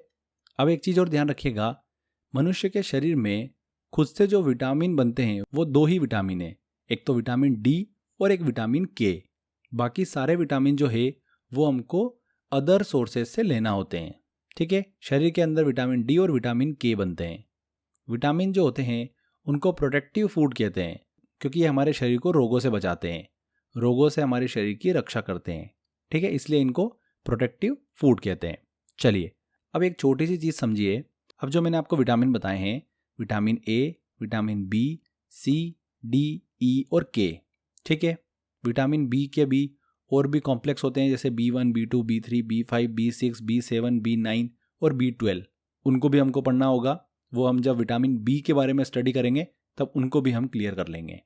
अगर अभी हम मेन विटामिन को डिस्कस करें तो A, B, C, D, E और K, ये 6 विटामिन से रिलेटेड एक तो सबसे पहले इनका केमिकल नेम पूछ लेते हैं, रासायनिक नाम पूछ लेते हैं एग्जाम के अंदर। दूसरी चीज़, इनकी कमी से कौन सा रोग हो जाता है वो एग्जाम के अंदर पूछ लेते हैं। तो इन दोनों इन्फॉर्मेशन को याद करने के लिए फ्रेंड्स मैंने आपके लिए एक शानदार सी ट्रिक बना रखी है। एक बार हम वो ट्रिक डिस्कस कर लेते हैं। पहले आपको ये नाम हमेशा के लिए याद हो जाएंगे, उसके बाद हम एक एक विटामिन को जब पढ़ेंगे तब आपको इन विटामिन की ये दो जो एग्जाम के अंदर पूछी जाती है इन्फॉर्मेशन वो बिल्कुल ईजिली क्लिक हो जाएगी। देखिए सबसे पहले तो मैं आपको इनका रासायनिक नाम याद करने की ट्रिक बताता हूँ। अब हमने बचपन से पढ़ा है, A फॉर क्या होता है, एप्पल, B फॉर क्या होता है, बॉल, C फॉर हमने पढ़ा है कैट, बट हम C फॉर क्या लिखेंगे, यहाँ पर कार लिखेंगे। ठीक है, D फॉर हमने क्या पढ़ा है, डॉग पढ़ा है, E फॉर क्या पढ़ा है हमने, एलिफेंट, और K फॉर हमने क्या पढ़ा है, काइट। ठीक है, तो ये चीज़ तो आपको क्लियर हो गई। अब मुझे बताइए कि जो एप्पल होता है वो किस कलर का होता है, रेड कलर का होता है। तो हमने यहाँ पर एक अक्षर लिख लिया, रेड कलर का होता है इसलिए सिर्फ रे लिख लिया हमने। हम क्या करेंगे, हमारे जो केमिकल नेम है विटामिन का उसका बस हमको स्टार्टिंग का अक्षर अगर क्लियर हो गया तो ऑप्शन में भी हमको दिख जाएगा, तो क्लियर हमको सही आंसर समझ में आ जाएगा। ठीक है, बस स्टार्टिंग ही हमको पकड़ना है। स्टार्टिंग पकड़ ली तो सही आंसर हो जाएगा। कुछ भी याद करने की ज़रूरत नहीं है आपको। याद रखोगे नाम, फिर भूल जाओगे, फिर रिवीजन करोगे, फिर भूल जाओगे। याद ही हम ऐसा कर लेते हैं कि हमेशा के लिए काम खत्म हो जाए। तो A फॉर होता है एप्पल, और एप्पल रेड होता है तो हमने लिख लिया रे। क्लियर। B फॉर क्या होता है? बॉल होता है, बॉल को हम थ्रो करते हैं तो हमने क्या लिख लिया यहाँ पर? थ लिख लिया। ठीक है। C फॉर हमने बात करी कार की, तो हमने यहाँ पर क्या लिख लिया? कार लिख लिया। D फॉर क्या होता है? डॉग होता है, और आपने देखा होगा डॉग क्या खाते हैं? बोन को खाते हैं, हड्डियों को खाते हैं, और हड्डियों में क्या होता है? कैल्शियम होता है। कैल्शियम का स्टार्टिंग का हमने क्या लिख लिया? के लिख लिया। फिर आगे देखिए, ई फॉर क्या होता है? एलिफेंट होता है। एलिफेंट के टूथ जो होते हैं वो सबसे बड़े होते हैं, आपने देखा होगा, तो ट लिख लिया हमने। के फॉर क्या होता है? काइट होता है, और काइट को हम क्या करते हैं? फ्लाई करते हैं, तो हमने क्या लिख लिया? फा लिख लिया। स्टार्टिंग का फ्लाई करते हैं तो हमने लिख लिया फा। तो ये स्टार्टिंग के हमने अक्षर जो है सभी विटामिन के लिख लिए। अगर स्टार्टिंग के अक्षर आपको क्लियर है तो ऑप्शन में आपको आंसर जो है वो सही समझ में आ जाएगा। यहाँ पे देखिए, रे से हमारा बन जाएगा रेटिनॉल, थ से बन जाएगा थाइमीन। यहाँ पर कार थी तो कार शब्द जो है वो एस्कॉर्बिक में छुपा हुआ है, एस्कॉर्बिक, कार्बिक। तो एस्कॉर्बिक एसिड जो है ये केमिकल नेम है विटामिन सी का, रासायनिक नाम। विटामिन ई की बात करें तो यहाँ पर हमारा कोडवर्ड था, अक्षर था ट, और ट से हमारा बन जाएगा टोकोफेरॉल। के में देखिए हमारा कोडवर्ड है फ, काइट होते हैं, काइट को हम फ्लाई करते हैं तो फ से बन जाएगा हमारा फाइलोक्विनोन। तो इस तरीके से इन सभी विटामिन के केमिकल नाम जो है वो आपको इजीली याद हो गए हैं। एग्जाम में आपसे ऐसा क्वेश्चन पूछे, मान लो विटामिन बी का केमिकल नेम क्या है, रासायनिक नाम क्या है, तो बी फॉर क्या होता है? बॉल होता है, बॉल को थ्रो करते हैं तो थ से होगा। थ से हमको ऑप्शन पकड़ लेना है। अब ऑप्शन में आपको दिया रेटिनॉल, कैल्सीफेरॉल, टोकोफेरॉल और थाइमिन, तो आप ऑब्वियस सी बात है ना, थ थाइमिन ही पकड़ोगे, तो डी आंसर टिक करके आ जाओगे। तो फ्रेंड्स हमको क्या करना है, इनके ज़िंदगी भर नाम तो याद नहीं करना है, बस एग्ज़ाम निकालना है हमको, तो वैसा काम करते हैं। क्लियर। तो इन सभी के केमिकल नेम तो हमको याद हो गए। अब बात आती है कि इन विटामिन की कमी से कौन सा रोग हो जाता है, ये एग्जाम में पूछ लेते हैं। तो बेरी बेरी रोग किस विटामिन की कमी से हो जाता है? रिकेट्स किस बीमारी की कमी से हो जाता है? इनमें से ऐसा कौन सा विटामिन है जिसे सेक्स विटामिन कहते हैं? रतौंधी रोग जो है वो किस विटामिन की कमी से होता है? ऐसे एग्जाम के अंदर क्वेश्चन पूछ लेते हैं। तो इन विटामिन की कमी से होने वाले रोगों को भी हम ट्रिक के माध्यम से याद करते हैं। सबसे पहला देखिए हमारा रोग आता है रतौंधी रोग। रतौंधी रोग को अगर आप ध्यान से देखोगे वर्ड को, तो आखिरी में देखिए इसका प्रोनाउंसिएशन क्या आ रहा है निकल कर? रतौंधी, अंधी, अंधी आ रहा है। अंधी मतलब अंधापन, और कहीं ना कहीं हमको ये आंखों की तरफ ले जा रहा है। तो रतौंधी रोग जो है ये आंखों से संबंधित है, ब्लाइंडनेस से संबंधित है।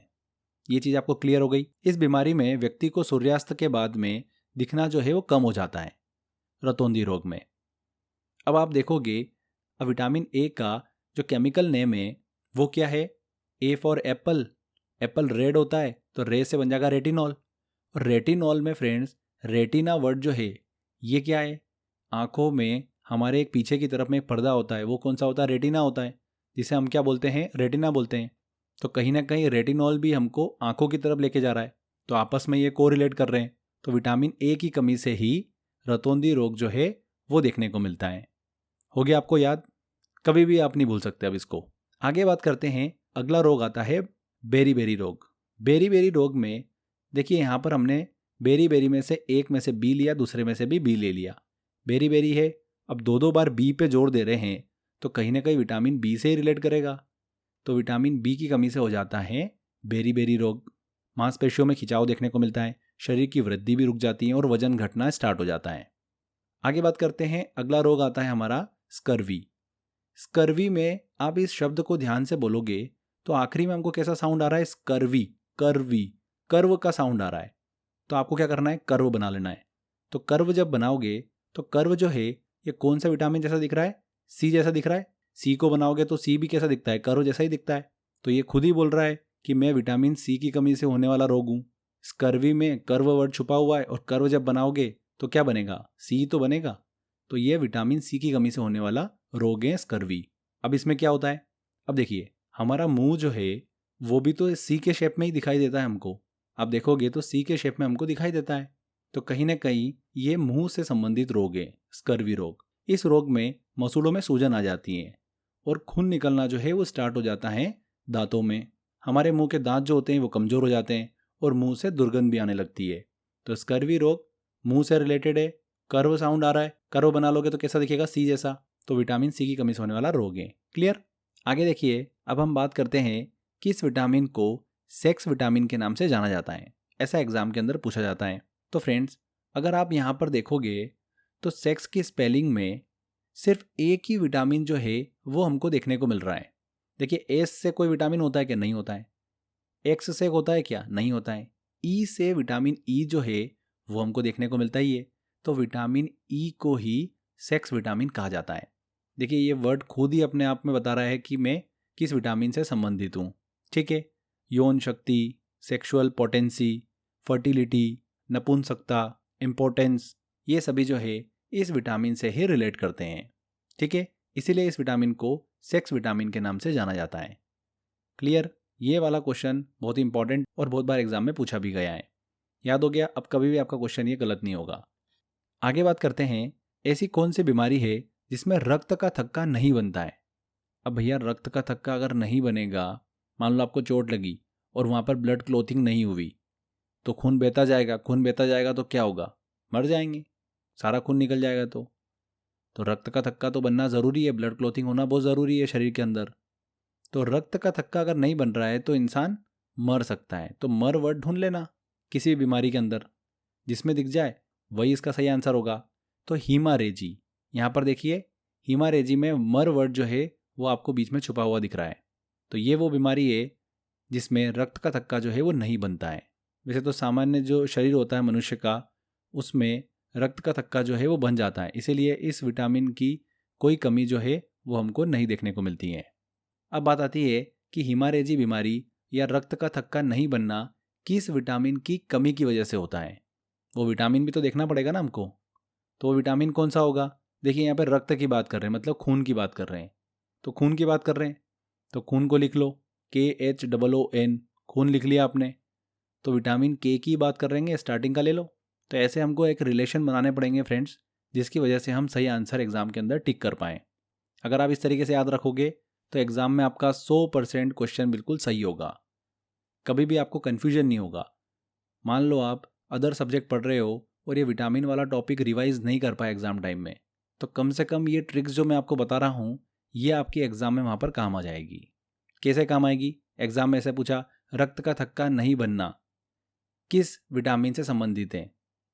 तो रक्त की बात हो रही है, खून की बात हो रही है, तो खून में के से स्टार्ट हो रहा है तो के ले लेना, तो विटामिन के। विटामिन के का रासायनिक नाम क्या है ऐसा पूछ ले तो के फॉर क्या होता है? काइट, और काइट फ्लाई करती है तो फ से होगा फिलोक्विनोन। तो इस तरीके से हमको आंसर जो है वो सही टिक करना है बस। क्लियर हो गया आपको ये? लास्ट में बचता है रिकेट्स रोग। रिकेट्स रोग जो है किस विटामिन की कमी की वजह से होता है? तो ये तो इतना फेमस है, वैसे भी आपको पता ही होगा कि रिकेट्स में क्या होता है, जो हड्डियाँ होती है वो कमज़ोर हो जाती हैं। और ये रोग जो होता है बेसिकली बच्चों में देखने को मिलता है। इस रोग से बच्चों की हड्डियाँ जो है वो कमज़ोर हो जाती हैं। और हड्डियों से रिलेटेड अगर वयस्कों में हम बात करें तो ऑस्टियोमलेसिया रोग जो है वो हमको वयस्क में देखने को मिलता है, जिसमें उनकी हड्डियाँ जो है वो नरम और लचीली हो जाती हैं। और हड्डी से रिलेटेड एकमात्र विटामिन है वो है विटामिन डी। इसीलिए आपको बोलते भी हैं कि आप अच्छे से धूप लो, जिससे आपकी हड्डियाँ जो है वो मजबूत होगी।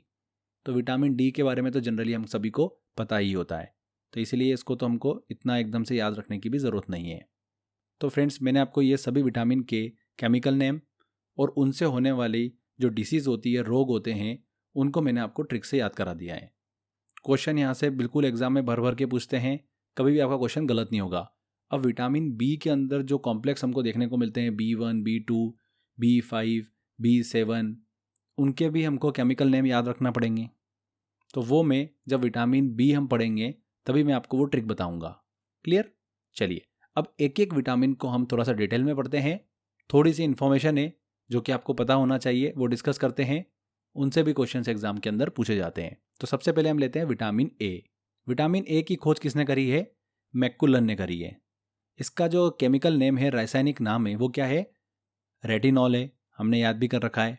बी कैरोटीन नाम से भी इसे जाना जाता है। यह विटामिन जो है हमारे लीवर में सर्वाधिक मात्रा में स्टोर्ड रहता है। कहाँ पर? लीवर में। विटामिन ए कैरोटीन प्रोटीन मनुष्य के यकृत में जाकर, मतलब लीवर में जाकर विटामिन ए में क्या होता है, परिवर्तित हो जाता है, चेंज हो जाता है। एक प्रोटीन होता है कैरोटीन नामक, वो जो है मनुष्य के लीवर में जाकर विटामिन ए में क्या होता है, कन्वर्ट हो जाता है।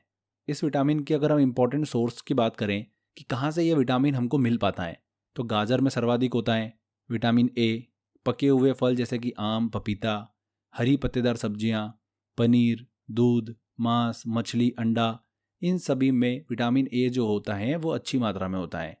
ठीक है, इसके अलावा सुनहरा चावल भी होता है जिसमें विटामिन ए जो है वो पाया जाता है। विटामिन ए की कमी से कौन से रोग होते हैं, तो मेन रोग जो होता है वो कौन सा होता है, रतौंधी। इसके अलावा भी 2 और रोग होते हैं जो कि आपको पता होना चाहिए, जीरोपैथेलमिया और किरेटोमलेशिया। ये 3 रोग हैं, रतौंधी, जीरोपैथेलमिया, किरेटोमलेशिया। ठीक है, ये 3 रोग हमको देखने को मिलते हैं विटामिन ए की कमी से। रतौंधी में जैसा कि मैंने आपको बताया था, इस बीमारी में व्यक्ति को सूर्यास्त के बाद दिखना जो है वो कम हो जाता है। रतौंधी को नेफ्टापीनिया के नाम से भी जाना जाता है, ध्यान रखिएगा इस चीज़ को भी। जीरोपैथेलमिया की बात करें तो इस रोग में जो आंखें होती है वो ड्राई हो जाती हैं, जिसके कारण आंखों से आंसू जो है वो सूख जाते हैं। कभी एग्जाम में ऐसा क्वेश्चन आ जाए, जीरोपैथेलमिया में हमको क्या संकेत देखने को मिलते हैं, तो क्या देखने को मिलते हैं, देखिए जीरो जो है, अगर एग्जाम में 0 नंबर आ जाएंगे तो हम खूब सारा रोएंगे तो हमारी आंखें कैसे हो जाएगी, ड्राई हो जाएगी। तो उससे आप याद रख सकते हो, इस रोग में आंखें जो है वो ड्राई हो जाती हैं, आंखों से आंसू जो है वो सूख जाते हैं। ठीक है, इसके बाद आता है किरेटोमलेशिया। इस रोग में त्वचा जो होती है वो शुष्क हो जाती है, मतलब ड्राई हो जाती हैं। इस रोग के कारण बच्चों के कॉर्निया जो होता है उसका आकार जो है वो परिवर्तित हो जाता है। कॉर्निया क्या होता है, आपकी आंख की एक बहुत ही महत्वपूर्ण सुरक्षात्मक परत होती है, एक लेयर होती है, तो उसका आकार जो है वो चेंज हो जाता है, जिसके कारण आंख में प्रकाश जो होता है, लाइट जो होता है वो प्रवेश नहीं कर पाता है। ठीक है, तो ये चीज़ क्लियर हो गई आपको। ये 3 बीमारियां हमको विटामिन ए की कमी से देखने को मिलती हैं। आगे बात करते हैं, अगला विटामिन आता है हमारा विटामिन सी। विटामिन बी को हम सबसे आखिरी में पढ़ेंगे। विटामिन सी की बात कर रहे हैं तो विटामिन सी की खोज किसने करी है, ये ध्यान रखिएगा, एग्जाम में पूछा गया था। हॉलकट ने विटामिन सी की खोज करी थी। इसको कैसे याद रखोगे, एक ट्रिक बता रहा हूँ, बहुत ही आसानी से आपको याद हो जाएगा। देखिए एक हॉल है, हॉल मतलब कैसा होता है, गोला होता है। अगर आप इसको कट कर दोगे, हॉल को कट कर दो, तो क्या बन गया, सी बन गया। तो विटामिन सी की खोज ही तो करी है हॉलकट ने। तो इस तरीके से आप इसको याद रख सकते हो, कभी भी नहीं भूलोगे आप। इसका रासायनिक नाम जो है वो क्या है, केमिकल नेम एस्कॉर्बिक अम्ल है, एस्कॉर्बिक एसिड। इसके अलावा इस विटामिन को घाव भरने वाला विटामिन भी बोलते हैं, एंटी कॉर्सिनेजेनिया के नाम से भी जाना जाता है, क्योंकि यह विटामिन जो है कैंसर के उपचार में भी मदद करता है। यह विटामिन आरबीसी जो होती है, लाल रक्त कणिका, रेड ब्लड सेल जो होती है, उसका निर्माण करने का काम करता है। विटामिन सी जो होता है पीले फल, मिर्ची और उटनी के दूध में प्रचुर मात्रा में पाया जाता है।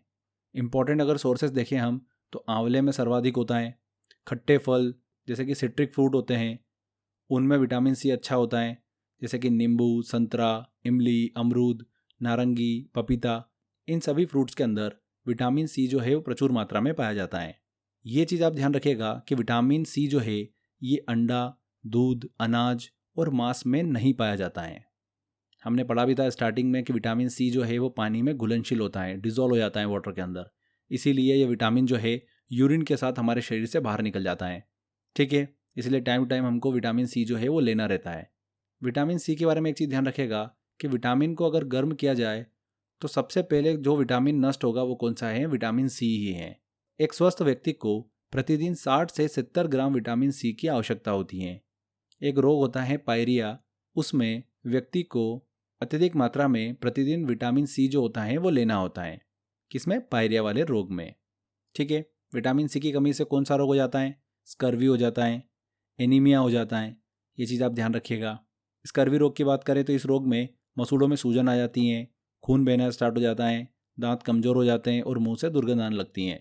एनीमिया की बात करें तो इस बीमारी में जो आरबीसी होती है, रेड ब्लड सेल, उसकी संख्या जो है वो कम हो जाती है। जैसा कि अभी हमने पढ़ा भी है कि विटामिन सी जो होता है वो आरबीसी का निर्माण करने में हेल्प करता है। अब सी की कमी हो जाएगी तो कहीं ना कहीं आरबीसी की संख्या जो है वो भी कम होगी, जिसकी वजह से एनीमिया रोग जो है वो देखने को मिलता है। एनीमिया रोग की वजह से जो शरीर में घाव लगते हैं उसको भरने में देरी होती है। नेक्स्ट बात करते हैं अब हम विटामिन डी की। विटामिन डी की खोज किसने करी है, हॉपकिंस ने करी है। इसका रासायनिक नाम जो है वो क्या है, कैल्सीफेरॉल है। इसको धूप का विटामिन भी कहते हैं और ये विटामिन जो है एक प्रकार से हार्मोन की तरह ही काम करता है, इसीलिए इसको हार्मोन विटामिन के नाम से भी जाना जाता है, विटामिन डी को। ये विटामिन जो है तेजी से बनने वाला एक विटामिन है। इस विटामिन के अगर इंपॉर्टेंट सोर्सेज डिस्कस करें तो मछली का तेल, सूर्य का प्रकाश मतलब सनलाइट जो होती है वो, अंडा, मांस, चने की दाल, इन सब में प्रचुर मात्रा में विटामिन डी होता है। मनुष्य के शरीर में जो कोलेस्ट्रॉल होता है वो सूर्य की अल्ट्रावायलेट किरणों के साथ में क्रिया करता है, रिएक्शन करता है और विटामिन डी का निर्माण करता है। सूर्य के प्रकाश की उपस्थिति में मनुष्य की त्वचा में विटामिन डी का निर्माण होता है। ये चीज़ आप ध्यान रखिएगा, इंपॉर्टेंट है। जब हम न्यूट्रिएंट्स वाला सेक्शन पढ़ रहे थे उसमें मैंने आपको बताया था, जब हम कोलेस्ट्रॉल के बारे में बात कर रहे थे, फैट के बारे में, कि हमारी बॉडी में फैट जो होता है वो कोलेस्ट्रॉल के रूप में पाया जाता है और ये कोलेस्ट्रॉल जो है सूर्य की किरणों के साथ में क्रिया करता है और विटामिन डी का निर्माण करता है। क्लियर। विटामिन डी की कमी से कौन कौन से रोग हो जाते हैं? रिकेट्स हो जाता है, ऑस्टियोमलेसिया हो जाता है। रिकेट जो होता है ये बच्चों में होता है जिसमें हड्डियां कमज़ोर हो जाती हैं। ऑस्टियोमलेसिया की बात करें तो ये बीमारी जो है वयस्कों में देखने को मिलती है, जिनकी हड्डियां जो है वो नरम और लचीली हो जाती हैं। ठीक है। विटामिन डी के अगर अंदर भी हम डिस्कस करें, इसके दो प्रकार होते हैं, विटामिन D2 और विटामिन D3। इन दोनों का बस आप केमिकल नेम जो है वो याद रखिएगा।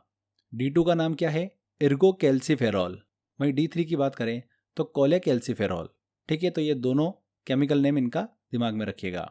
विटामिन डी हमारे शरीर में कोलेजन फाइबर जो होता है उसके निर्माण में हेल्प करता है, जो कि हड्डियों का निर्माण करते हैं। मतलब विटामिन डी हड्डियों को मजबूती जो है वो प्रदान करते हैं। यहाँ पर कोलेजन की हमने बात करी। कोलेजन जो होता है वो शरीर में सबसे प्रचुर मात्रा में पाया जाने वाला प्रोटीन होता है। ठीक है, तो ये विटामिन डी कंप्लीट होता है हमारा। अब बात करते हैं विटामिन ई की। अब बात करते हैं विटामिन ई। इस विटामिन की खोज जो है किसने करी है? इवांस और बिशप ने इसकी खोज करी है। इसका केमिकल नेम क्या है, रासायनिक नाम क्या है? टोकोफेरॉल। इस विटामिन को सुंदरता का विटामिन के नाम से भी जाना जाता है।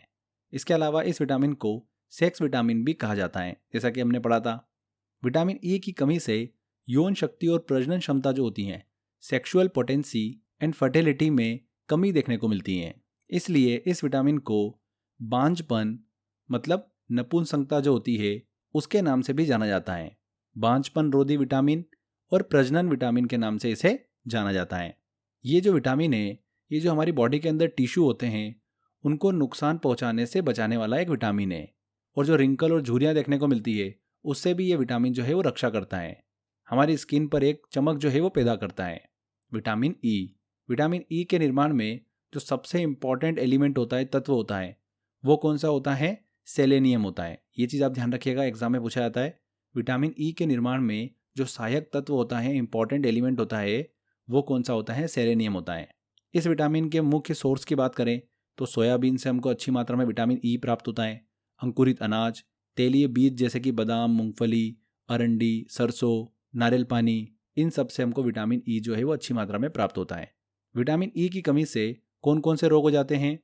महिलाओं में बांझपन जो है वो देखने को मिलता है, मतलब इनफर्टिलिटी हमको देखने को मिलती है वुमेन्स के अंदर। गर्भधारण जो होता है उसको करने में सक्षम जो है वो नहीं हो पाना, इसी को परिभाषित करता है इनफर्टिलिटी।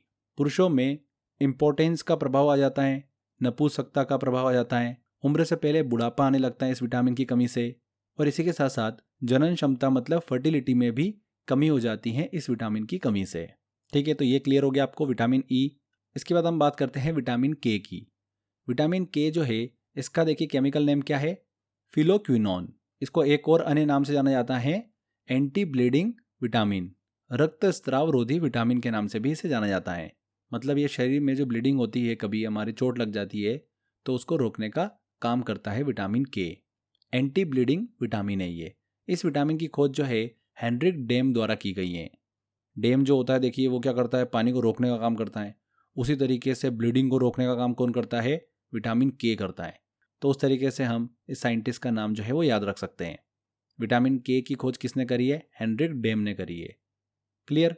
विटामिन के का फॉर्मेशन जो है बड़ी आंत मतलब लॉन्ग इंटेस्टाइन के कॉलन वाले भाग में ई कोलाई नामक एक बैक्टीरिया के द्वारा किया जाता है। यह विटामिन जो है रक्त का थक्का जमाने में सहायक होता है और यह लीवर में प्रोथ्रोम्बिन के फॉर्मेशन के लिए बहुत ही आवश्यक होता है। विटामिन के भी अलग अलग टाइप होते हैं, K1, K2, K3। K1 को बोला जाता है फाइलोक्विनोन, K2 को बोला जाता है मेनाग्विनोन, K3 को बोला जाता है मेनाडायोन। ठीक है, इस विटामिन के मुख्य स्रोत की बात करें, सोर्स की बात करें, तो हरी पत्तेदार सब्जियों से हमें विटामिन के प्राप्त होता है। अंडा, टमाटर, मेथी, चुकंदर, मांस, आंत के जो बैक्टीरिया होते हैं हमारे, उनसे हमको अच्छा विटामिन के जो है वो प्राप्त होता है। जैसा कि अभी हमने बात करी कि विटामिन के जो है रक्त का थक्का जो है बनने में मदद करता है, और एक स्वस्थ मनुष्य मतलब व्यक्ति के शरीर में 3 से 5 मिनट में रक्त का थक्का जो है ब्लड क्लोथिंग वो बन जाता है। ठीक है, विटामिन के की कमी से हमको देखिए जो रोग होता है वो कौन सा होता है, हीमारेजी होता है। इस बीमारी में रक्त का थक्का जो है वो नहीं बन पाता है। क्लियर? तो हीमारेजी होता है विटामिन के की कमी से। आगे बात करते हैं, लास्ट हमारा विटामिन आता है अब विटामिन बी। विटामिन बी जो है इसकी खोज किसने करी है, मैकुलन ने करी है।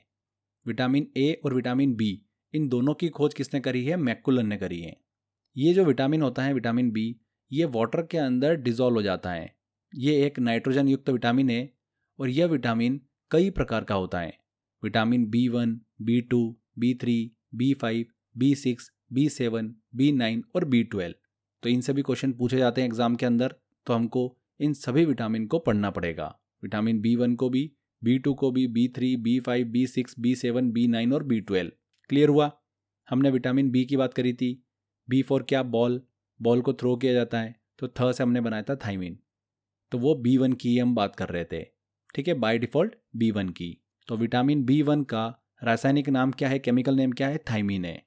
इस विटामिन के मुख्य स्रोत जो होते हैं, सोर्स होते हैं, वो क्या होते हैं, अनाज, चावल, सोयाबीन, ईस्ट, दूध, मांस, अंडा, गाजर, हरी सब्जियां, इनसे विटामिन B1 जो है अच्छी मात्रा में प्राप्त होता है। विटामिन B1 की कमी से कौन से रोग हो जाता है, बेरी रोग हो जाता है। अब बेरी रोग जो होता है ना, वो भी दो तरीके से होता है, एक ड्राई बेरी होता है और एक वेट बेरी होता है। ड्राई बेरी जो है ये हमारा जो नर्वस सिस्टम होता है उससे संबंधित रोग होता है। वहीं वेट बेरी जो होता है ये हृदय से संबंधित एक रोग होता है। तो ये चीज़ भी आप क्लियर रखिएगा, इंपॉर्टेंट है। इसके बाद हम बात करते हैं विटामिन B2 की। देखिए अभी मैं आपको पहले विटामिन बी के सभी विटामिन जो है वो डिस्कस कर रहा हूँ, उसके बाद में मैं आपको इनके केमिकल नेम जो है वो याद रखने की ट्रिक भी बताऊँगा। जैसे विटामिन B2 का जो केमिकल नेम है, रासायनिक नाम है, वो क्या है, राइबोफ्लेविन है। तो इसको कैसे याद रख सकते हैं ये मैं आपको अभी कंप्लीट कर लें पहले हम, उसके बाद मैं आपको बताऊंगा। तो विटामिन B2 की बात कर रहे हैं हम, तो इसका केमिकल नेम क्या है, राइबोफ्लेविन है।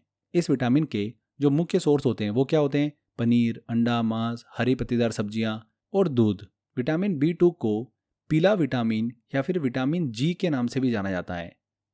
ध्यान रखिएगा, काफ़ी इंपॉर्टेंट है। ऐसा पूछ लेते हैं कि विटामिन जी के नाम से किसे जाना जाता है, और आपने देखा होगा कि हमने तो विटामिन जी पढ़ा ही नहीं है, ऐसा तो कोई विटामिन होता ही नहीं है।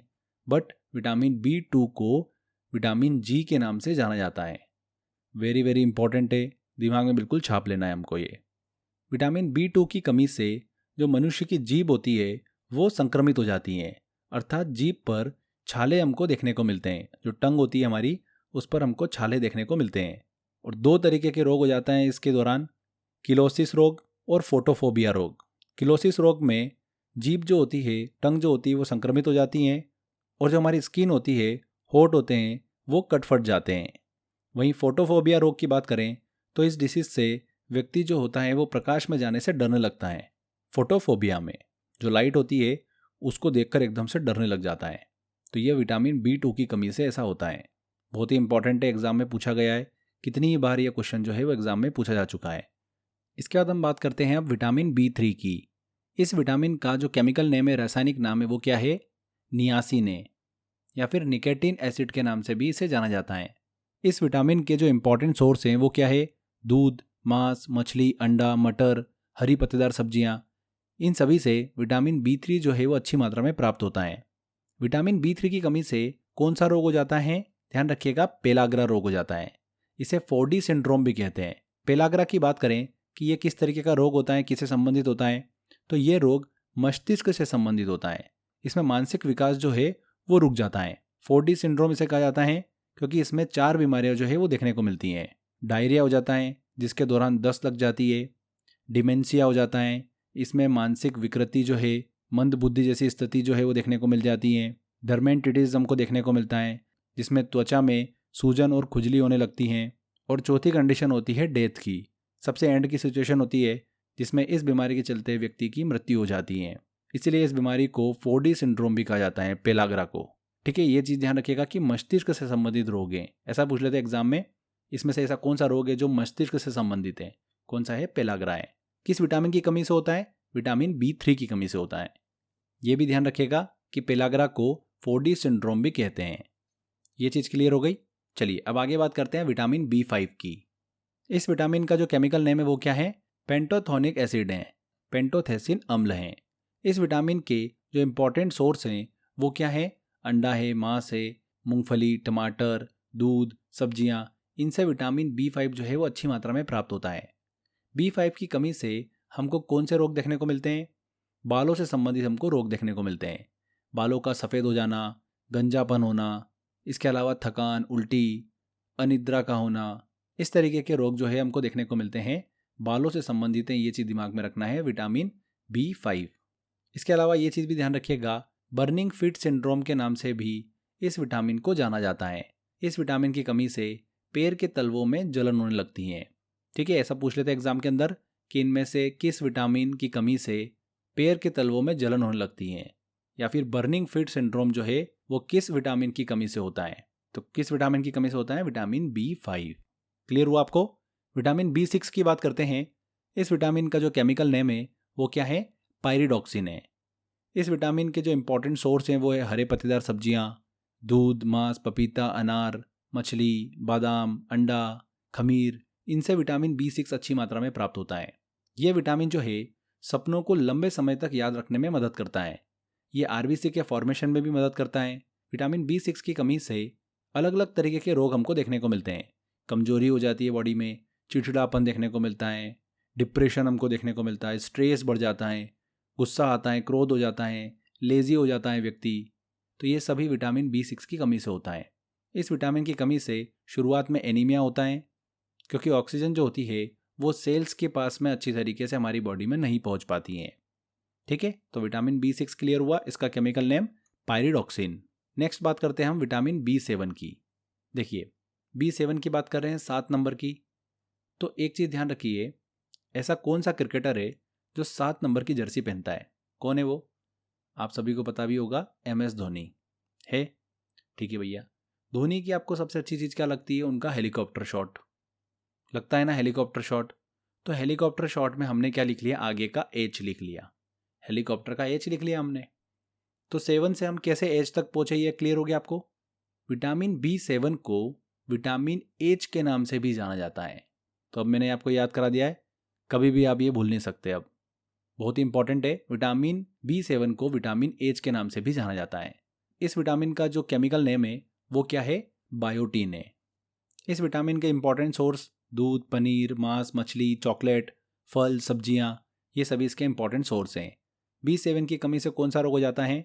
मांसपेशियों में खिंचाव होने लगता है, थकान होने लगती है, दर्द होने लगता है। इसके साथ साथ बच्चों की मसल्स भी कमज़ोर हो जाती हैं, भूख नहीं लगती है उनको, और बालों का झड़ना भी स्टार्ट हो जाता है। ये सभी B7 की कमी से होता है। ये इंपॉर्टेंट है कि इसे विटामिन H के नाम से जाना जाता है। आगे बात करते हैं अब हम विटामिन B9 की। इस विटामिन का जो केमिकल नेम है वो क्या है? फॉलिक एसिड है, फॉलिक अम्ल। इस विटामिन को विटामिन M के नाम से भी जाना जाता है। देखिए, विटामिन G, विटामिन H और विटामिन M, ये हमारे कॉन्टेक्स्ट से हट के हमको सुनने को मिल रहे हैं। विटामिन H तो मैंने आपको ट्रिक से याद करा दिया, हेलीकॉप्टर शॉट, धोनी, 7 नंबर हो गया याद। बचे हुए विटामिन M जो कि B9 से संबंधित हैं, और विटामिन G जो है ये विटामिन B2 से संबंधित हैं। विटामिन B2 को ही विटामिन G के नाम से भी जाना जाता है।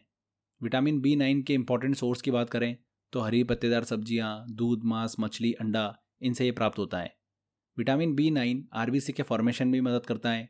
इसी के साथ साथ DNA सिंथेसिस मतलब DNA के संश्लेषण में भी मदद करता है, और हृदय धड़कन को कंट्रोल करने का काम करता है विटामिन B9। विटामिन B9 की कमी से मेगालोब्लास्टिक एनीमिया रोग जो है वो देखने को मिलता है। इस रोग में RBC का विकास जो है वो नहीं हो पाता है, और इसका आकार जो है वो बदल जाता है, जिसके कारण खून की कमी हो जाती है। ठीक है, तो ये हो गया विटामिन B9। नेक्स्ट अब हम बात करते हैं विटामिन B12। सबसे इंपॉर्टेंट है, बहुत क्वेश्चन यहाँ से पूछते हैं। इस विटामिन का जो केमिकल नेम है वो क्या है, साइनोकोबाल्मिन है। इसे नीला विटामिन के नाम से भी जाना जाता है। किस नाम से, नीला विटामिन। इस विटामिन के जो इंपॉर्टेंट सोर्स है वो है दूध, मांस, मछली, अंडा, पनीर, ये सब इसके इंपॉर्टेंट सोर्स हैं।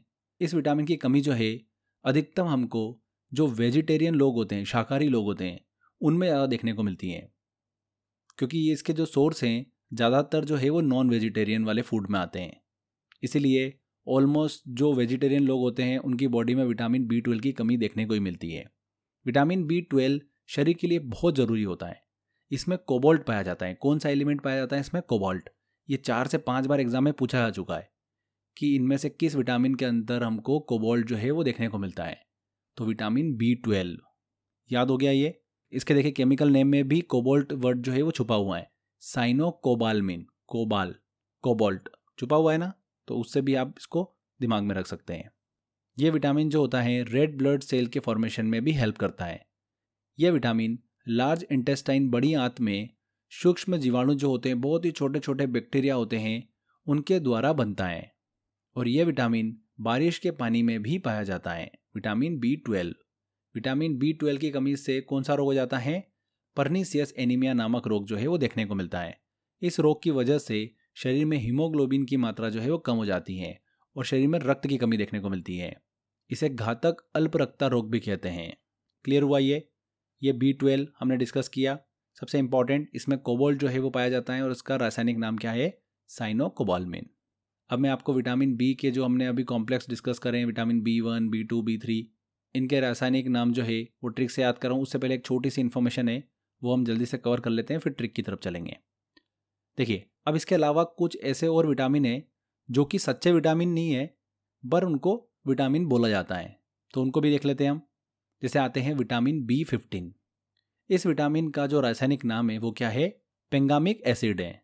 इसके अलावा विटामिन B17, इस विटामिन का जो केमिकल नेम है वो क्या है, एमिगडोलिन। बहुत ही इंपॉर्टेंट है ये। आपने अक्सर एप्पल जो है वो खाया होगा, सेवफल, उसमें सेवफल में आपने देखा होगा कि अंदर हमको बीज देखने को मिलते हैं। सेवफल के बीज में एमिगडोलिन नामक एक एलिमेंट जो है वो पाया जाता है, जिसे खाने से इंसान की मृत्यु भी हो सकती है। सेब के जो बीज होते हैं, सेवफल के बीज होते हैं, एमिगडोलिन नामक एक तत्व जो पाया जाता है, जब ये तत्व इंसान के पाचन संबंधी एंजाइम के संपर्क में आता है तो साइनाइड रिलीज करने लगता है, और साइनाइड एक जहर का काम करता है। इसे खाने से सिर्फ व्यक्ति बीमार ही नहीं होता है, बल्कि किसी किसी केस में हमको मृत्यु भी देखने को मिलती है। तो सेब खाने से पहले उसके बीज जो है उसको बिल्कुल अलग कर लेना चाहिए। ये एक बेसिक इन्फॉर्मेशन, आप सभी को इसका ध्यान भी रखना चाहिए और इस इन्फॉर्मेशन को दिमाग में रखिएगा। B15 और B17 का केमिकल नेम बस दिमाग में रखना है। B15 का पेंगामिक एसिड और B17 का एमिगडोलिन। चलिए अब हम चलते हैं ट्रिक की तरफ। सारे में आपको vitamin B1, B2, B3, B5, B6, B7, B9 और B12 के केमिकल नेम को याद रखने की ट्रिक बताता हूँ। देखिए हम ट्रिक डिस्कस करें उससे पहले मैं आपको एक व्यक्ति के बारे में बताता हूँ। ये एक लड़का है, इसका नाम क्या है पता है आपको, पाबा नाम है इसका। अब इसका पाबा नाम क्यों है, इसके पीछे भी एक छोटी सी कहानी है, वो मैं बता देता हूँ। नहीं तो आप बोलोगे कि सर ऐसा तो कोई नाम होता नहीं है पाबा वाला, ये तो आपने मन से रख दिया। मन से नहीं रखा है, पाबा नाम इसका है। क्यों है वो कहानी समझो। इस व्यक्ति ने क्या करा, पैरा एमिनो बेंजोइक एसिड की खोज करी, ठीक है। और पैरा एमिनो बेंजोइक एसिड जो है ये यूज़ होता है सनस्क्रीन बनाने में। तो इसने सनस्क्रीन बना ली, मज़ा आ गया इसको, खुश हो गया। तो इसने क्या करा, उसी खुशी में अपना नाम जो है पाबा रख लिया। क्या रख लिया, पाबा। वैसे तो लोग इसको बाबा बाबा बोलते थे, पर इसने बोला कि नहीं, अब मेरे को पाबा बोलोगे। तब से हमने भी इसको क्या बोलना स्टार्ट कर दिया, पाबा। ठीक है फ्रेंड्स। तो ये अब क्या करता है, अलग अलग ग्राउंड में जाता है और सनस्क्रीन बेचता रहता है। तो पाबा की स्टोरी हमको समझ में आ गई। अब आते हैं हम हमारी ट्रिक पर, ठीक है। तो ट्रिक हमारी ये है, विटामिन B की हमने बात करी, तो B से बॉल, और बॉल को हम थ्रो करते हैं। थ से हमारा बन गया था थाइमिन। तो ये तो हमारा हो गया B1 का, ठीक है। विटामिन B मतलब B1 की ही हम बात कर रहे हैं। अब B2, B3, B5, B6, B7, B9, B12 और B12, इनके हमको केमिकल नेम जो है वो याद रखना है। तो B से बना था बॉल, और बॉल को थ्रो करी। तो जब बॉल को थ्रो करी ना, तो वो बॉल किस पे जाके गिरी आपको पता है, वो गिरी रानी पे। किस पे जाके गिरी, रानी पे गिरी वो। तो रानी गुस्सा हो गई। रानी ने बोला कि बॉल किसने फेंकी? तो ये हमारा जो पाबा था ये घूम रहा था ग्राउंड में, तो ये नज़र में आ गया, तो पाबा जो है वो फंस गया। तो लोगों ने बोला पाबा फंसा। क्या बोला? पाबा फंसा। बॉल थ्रो हुई, किस पे गिरी? रानी पे, और पाबा फंसा। तो एक स्टेटमेंट बन गया, बॉल थ्रो करी रानी पे और पाबा फंसा। रानी पे पाबा फंसा। तो अब एक एक वर्ड को हम खोल लेते हैं। रा से हमारा बनेगा राइबोफ्लेविन, नी से हमारा बनेगा नियासिन या फिर निकेटिन, पे से हमारा बनेगा पेंटोथोनिक, पा से हमारा बनेगा पायरिडॉक्सिन, बा से बनेगा बायोटिन, फ से हमारा बनेगा फॉलिक एसिड, और स से हमारा बनेगा साइनोकोबाल्मिन। ठीक है, तो ये हमको याद हो गया। बी फॉर बॉल, बॉल को थ्रो करी, कहाँ पे गिरी? रानी पे। कौन फंसा? पाबा फंसा। हो गया याद, खत्म। स्टार्टिंग के हमको अक्षर पकड़ना है, आंसर हमको एग्जाम में समझ में आ जाएगा। ठीक है, एक दो बार कॉपी में प्रैक्टिस कर लेना, हमेशा के लिए आपको ये चीज़ याद हो जाएगी। तो यहाँ पर हमारे ये विटामिन कंप्लीट होते हैं। हमने सभी विटामिन को अच्छे से डिस्कस किया। जितनी भी इन्फॉर्मेशन ऐसी थी जो बहुत इंपॉर्टेंट थी, मैंने आपको ट्रिक से भी याद करा दी है। कुछ ऐसी इन्फॉर्मेशन थी, बेसिक इन्फॉर्मेशन, जिसको आपको चीज़ों को दिमाग में रखना है, जैसे कि विटामिन जी किसको बोल रहे हैं, एच किसको बोल रहे हैं, किसको किस नाम से जाना जाता है। ठीक है, तो बस ये आपको चीज़ें दिमाग में रखना है। आगे बात करते हैं फ्रेंड्स।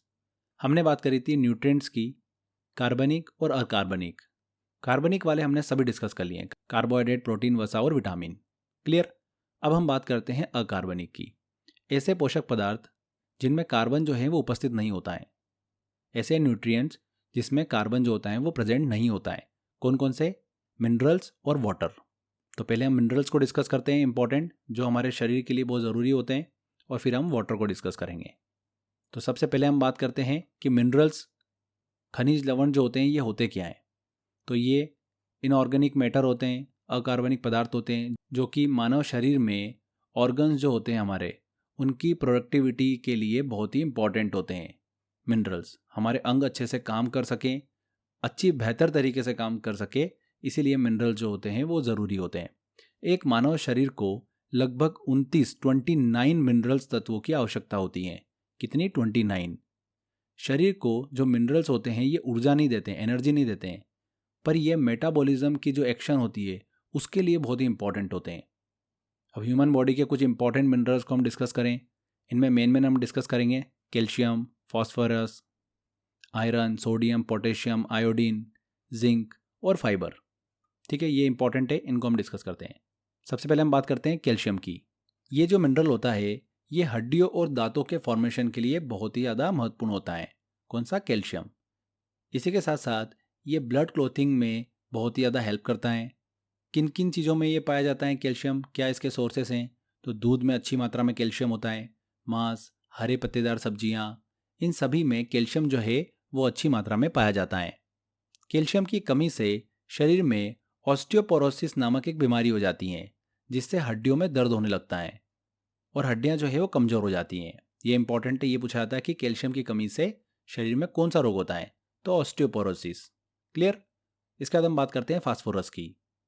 तो ये वो मिनरल है जो हड्डियों और दांतों को मजबूती जो है वो प्रदान करता है। ये हमारे जो नर्वस सिस्टम होता है उसको सही से कार्य करने के लिए भी बहुत ज़्यादा हेल्प करता है। और ये मिनरल जो है हमको कहाँ से मिलता है?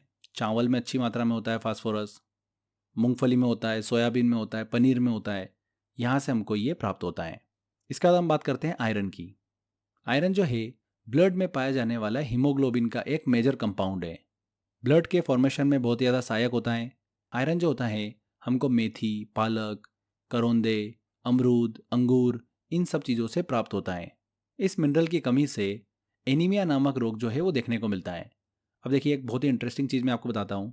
शरीर में आयरन बहुत ज़रूरी होता है। आप पालक खाते होंगे, मेथी खाते होंगे, ठीक है, अंगूर खाते होंगे, सभी चीज़ें आप खाते होंगे, तो आपको लगता है कि हमने आयरन वाली चीज़ें खाई तो हमारे शरीर के अंदर आयरन चला गया। ऐसा नहीं होता है।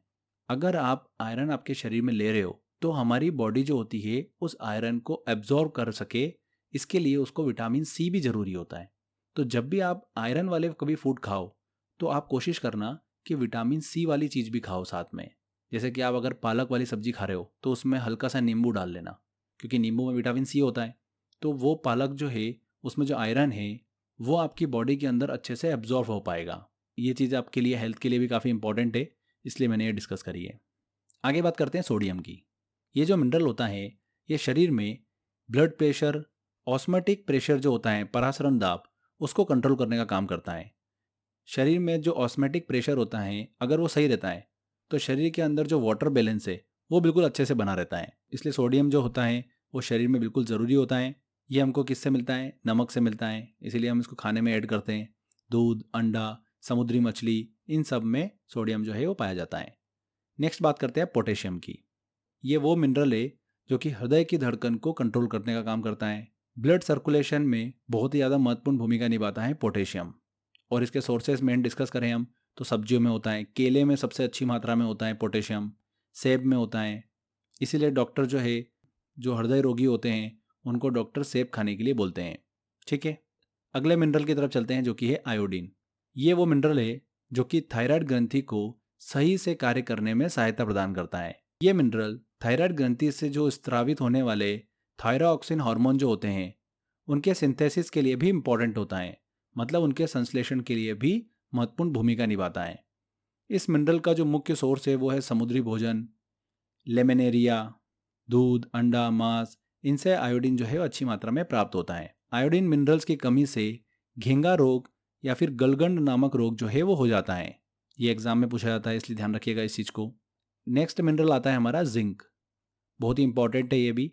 जिंक जो होता है ये हमारे शरीर में बहुत ही कम मात्रा में आवश्यक होता है।